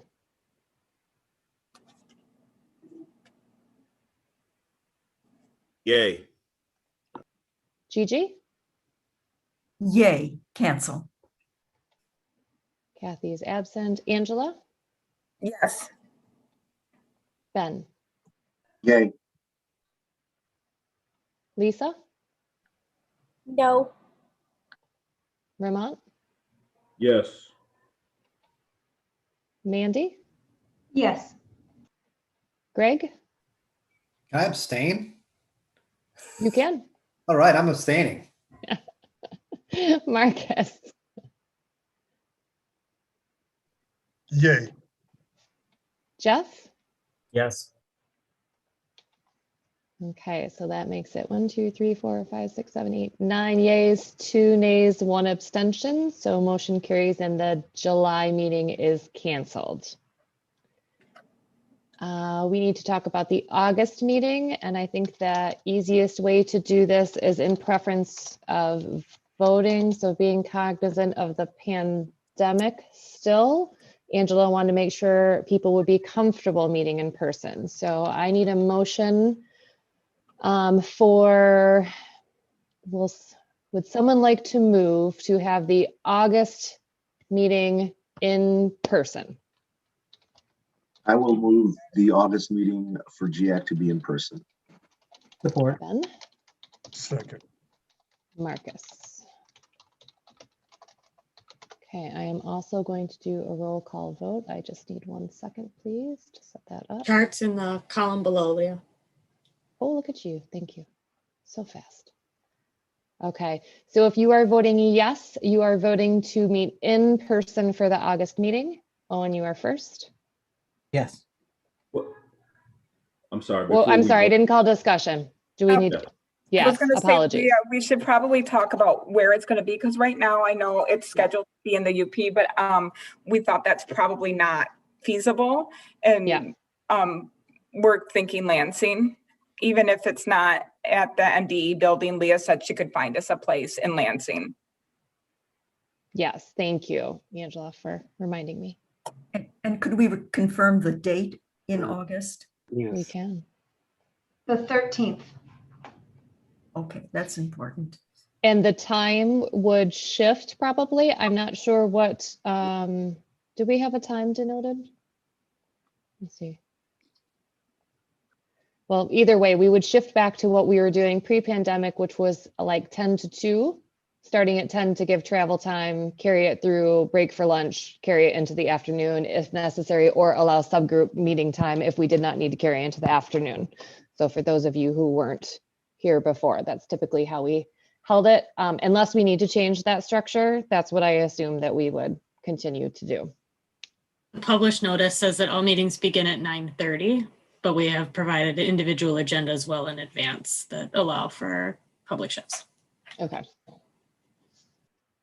Leah, would we need to submit any vaccination information to the state before meeting live?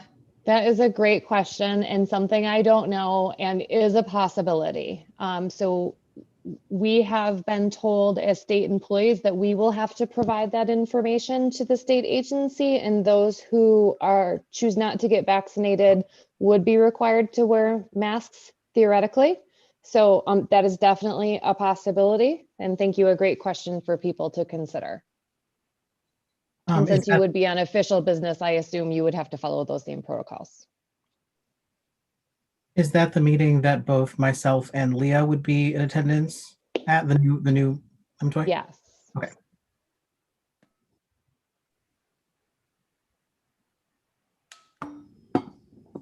Any other questions? Or we could,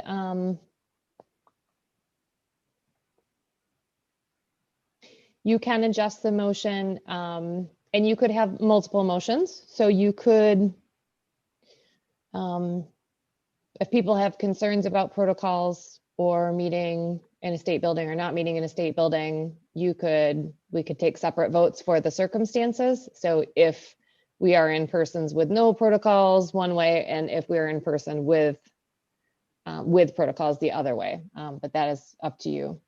Or if you're ready to vote, we can vote whether in person or not in person. With our recent revision of bylaws, where does it stand with a provision for a possibility of a remote connection via Zoom, assuming that the majority of attendees are present? That is a great question, Gigi. And somebody correct me if I'm wrong, I think we amended to allow for virtual, to people to attend and vote virtually. Okay. So that would be an option if some people wanted to meet in person and some wanted to attend virtually, we did make that possible. So one could vote now to approve an in-person meeting August 13th, knowing that if necessary, one could attend virtually. Correct. Okay, thanks. Another quick question, Lee. Are there any requirements to inform the group that you're going to be meeting virtually? What's the process for that?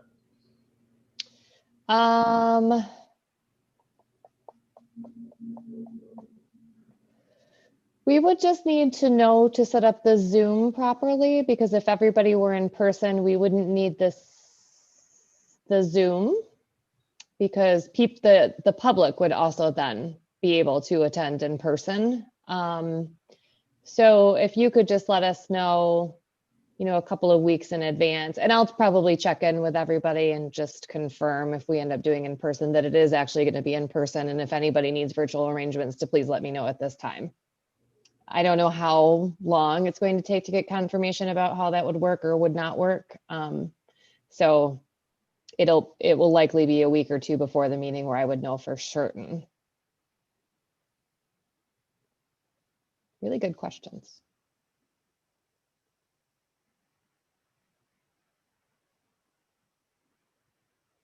Okay, looking for no further discussion. Looks like we can move to a vote.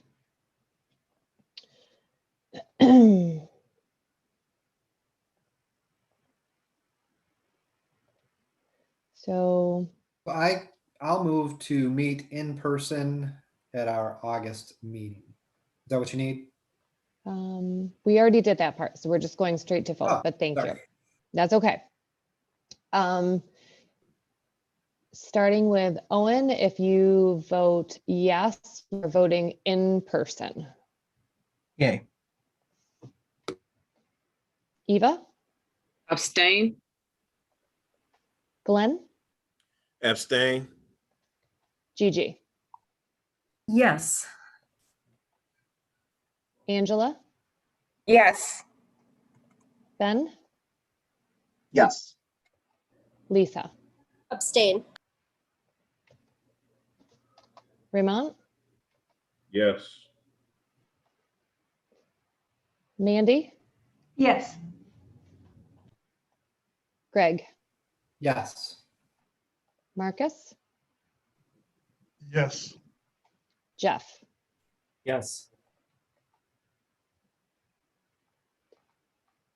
So the yays carry with 9 yays, 0 nays, and 3 abstentions.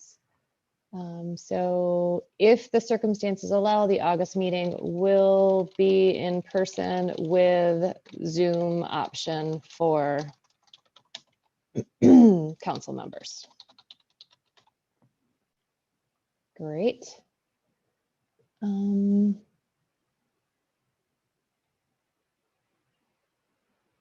I think that is all of the administrative business that we had. Angela, did you have anything else in your notes?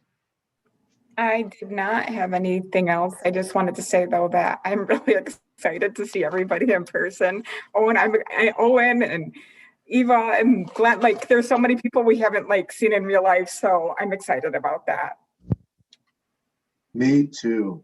I promise. Do you have a handle on the catering yet for lunch? I'm just, you know. I was gonna go with Ozzy's for the first one, but I can deviate. Anything works. Thank you. And Leah, hats off to your battery because you have an excellent computer. Mine's would have been dead by now. I know. So let us know when your bar is about that big and you got to go.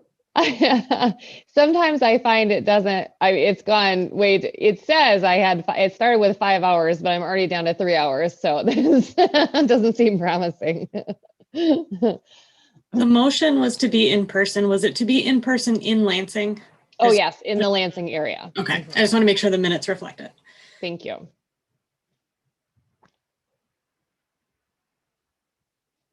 Okay, are there any general administrative questions or Q&A before we move back to subcommittee reports?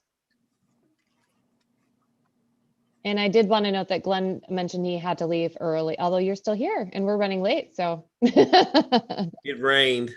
Oh, Messed yeah. the plan up. Yeah.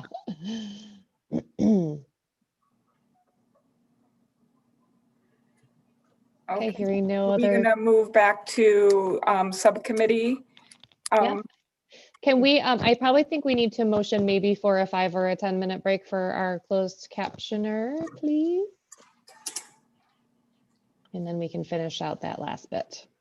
Are we allowed to just motion for a break? Oh, we We can. are, if it's not on the agenda, we have to take an official remember you motion. saying So, that, sorry. yeah, that's okay. So who would like to motion for a 5-minute break? So I'll moved. motion for a 5-minute break. Second. Was that Glenn and Marcus?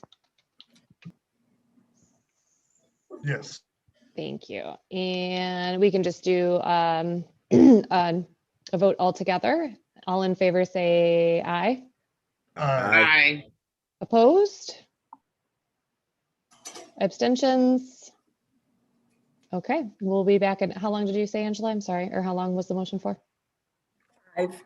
Okay, so back at 11:13. Thank you. Thank you.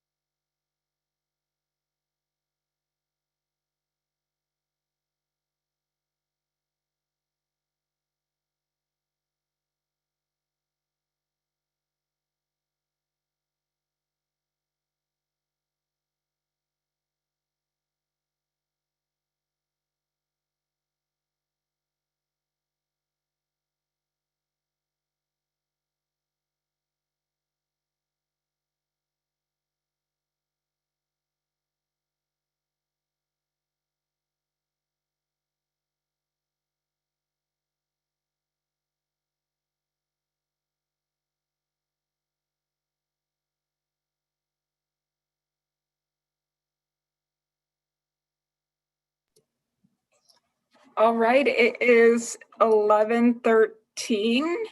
And I do know there's some people who are coming back, but I do know there are several people who have other commitments at 11:30. So I would like to keep working through our agenda so that we can involve everybody as much as possible. Mandy, I believe. Yeah, Ruth isn't here, and Greg and I have been going back and forth over who's presenting, trying to tag the other one. I'll present until I have to get off at 11:30, or I will try to zip through it as quickly as possible because I know you all have things to do. Let me see if I can actually present correctly, because I'm going to need to look at that. Well, that's interesting. Now I can't find my PowerPoint on here.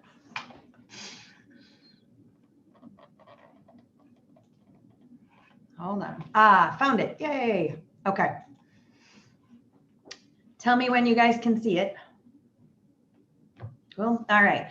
So this is an idea, which again, this was a group effort. I'm not taking any credit for this.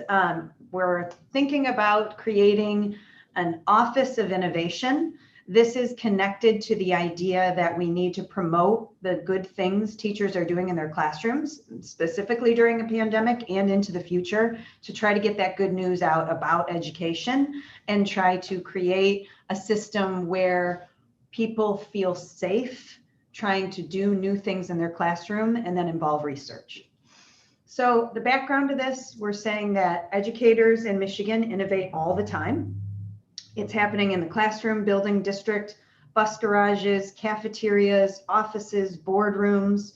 It's in the hallways, it's on the playgrounds, it's in person, it's remotely. We are constantly advancing what we do to connect our students with their education. But a lot of this is unnoticed. If you asked a parent or a community member, they're probably in their head imagining rows of desks and repeat rote learning because they have no idea what's happening in classrooms now. They have no idea the interventions and the small group learning and the project-based learning. They don't know because we don't advertise it. So we think that our families need to be aware of what we do for kids and how we've expanded how we support students. So what we'd like to do is recognize innovative work being done, support future innovation, collect data being generated with those innovations, share that data so we can see a cycle of improvement, share success stories all around the state, and create a teacher fellowship to highlight best practices and develop future educators. The more we put this out there, we could recruit more people being interested into what education looks like now, because it's very different than what it was. And we also want to make sure the public can see all of our efforts and what we do to help students. So, Greg, did you want to take this part? Sure. So we figured we had to just define innovation a little bit. And so you can kind of see here what we came up with. And just to be clear, when we presented this before, we haven't really changed it a whole lot. So most of what you see in here was, I think, from our initial update that Ruth was able to give. So one of the things we talked about was trying to make sure we define what innovation is, and then perhaps partnering with institutions and encouraging whoever's doing the innovation, whether it's a paraprofessional or somebody in a library or even someone in a bus garage, or of course people in classrooms, ways to actually sort of document what they're doing, collect the data, and then share it with others so we can kind of share what works and what doesn't work, as opposed to being isolated in our silos and nothing ever getting out. So if you were to click on these links, you would just see some of the what action research really is and how it works. MSU has a pretty robust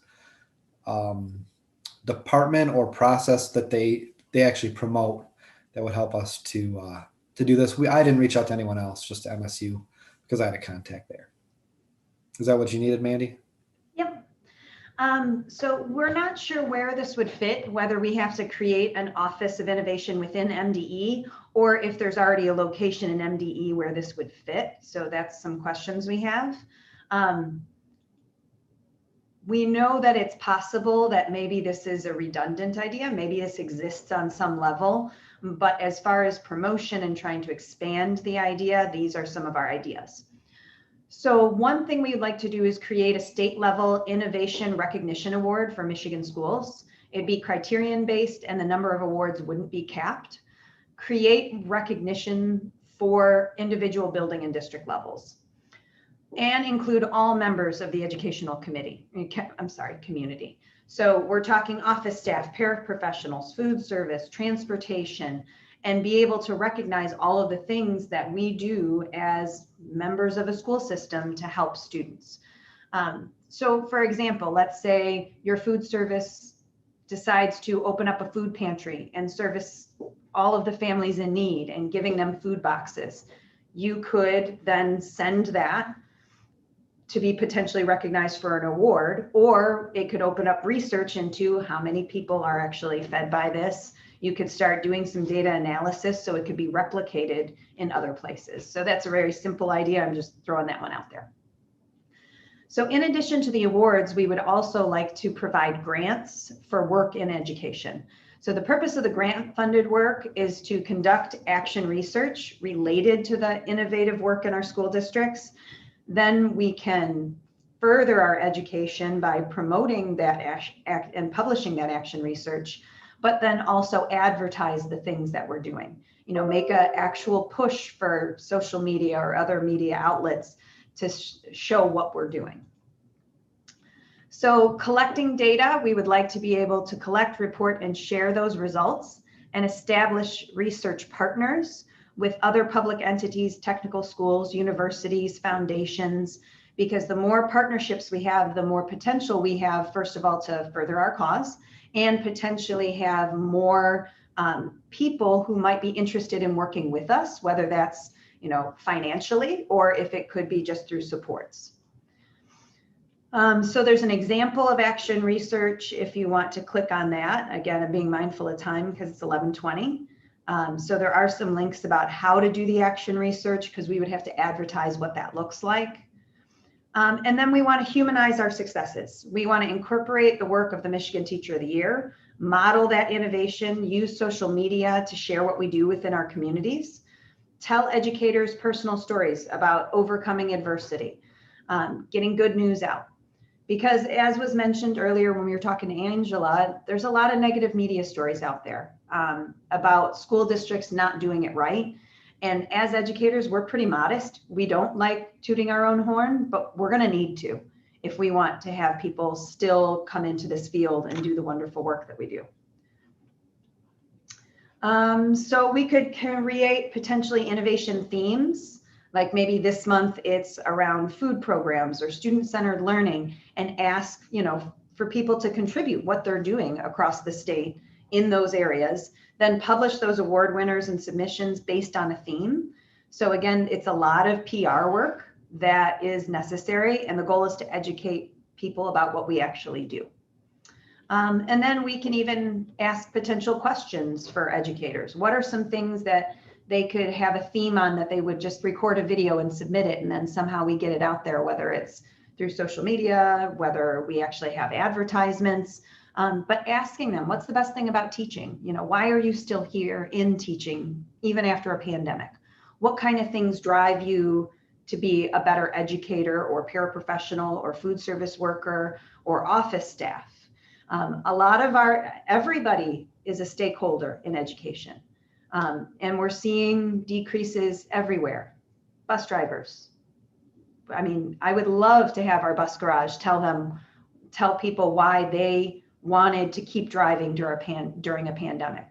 Because when you talk to them, they say things like, we do this for the kids. We want to be a familiar face that greets a child coming in and making them feel safe about coming to school. And it's beautiful and touching, and we don't hear those stories and we don't put them out there. So that's all I had. Greg, feel free to fill in. No, I think we're good.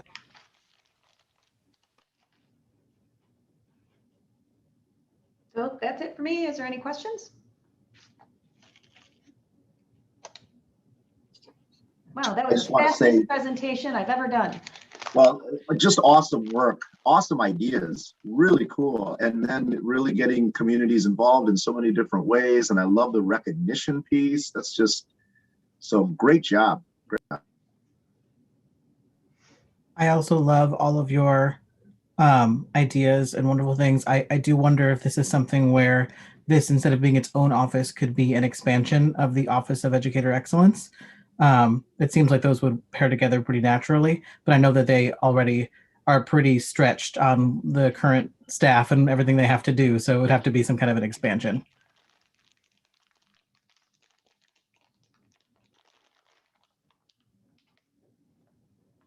All right, Angela, I think we're good on our end. Is this in the SharePoint?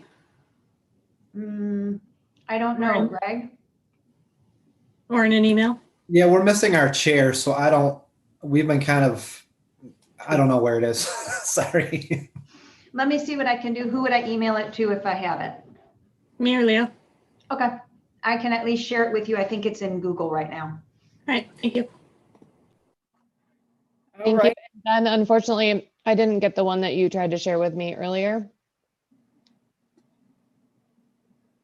So if you could try again, that would be great. I'm sorry, you were talking to me, Leah? I didn't get the document that you from the first report either. Okay. Okay, so thank you very much, Greg and Mandy. I think we have one more subcommittee to hear from, which is Jeff. Hello, hi everybody. So this will probably be very short. I feel horrible. I feel like I owe an apology to not only the entire GEAC, but specifically to the committee in which I'm the chair of.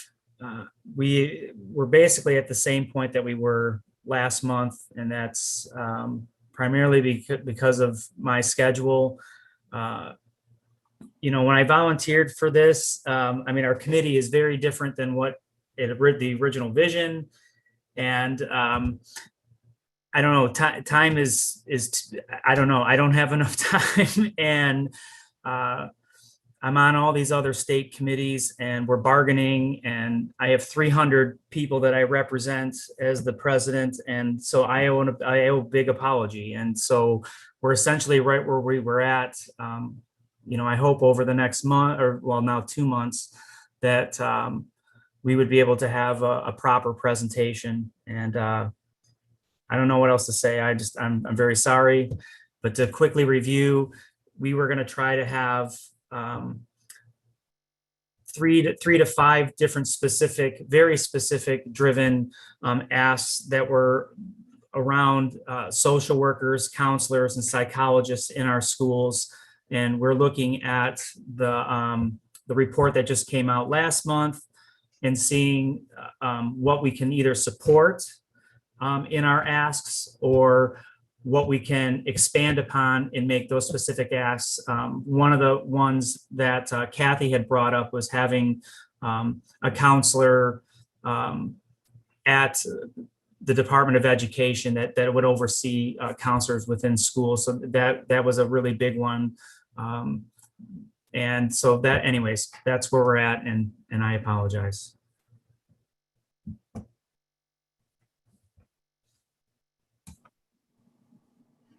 Thank you, Jeff. No apologies needed. We're all working through this. So, I mean, I'm on your subcommittee, so I know that it wasn't for lack of trying.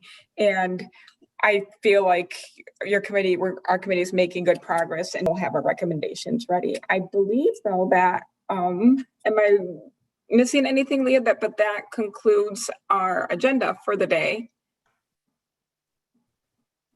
Yeah, nope, that concludes our agenda for the day. Oh, Ben, I just got your document this time, so that's good.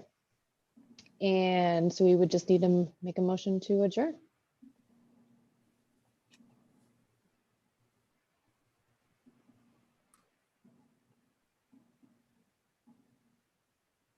I would like to make a motion to adjourn. Marcus? Do we have a second? I second. Eva? And we can do a unison vote. So all those in favor say aye. Aye. Aye. Opposed? Abstentions? Okay, motion carries unanimously. We're adjourning at 11:28 a.m. Good job, Angela. Thank you, guys. You're the best. Have a good summer.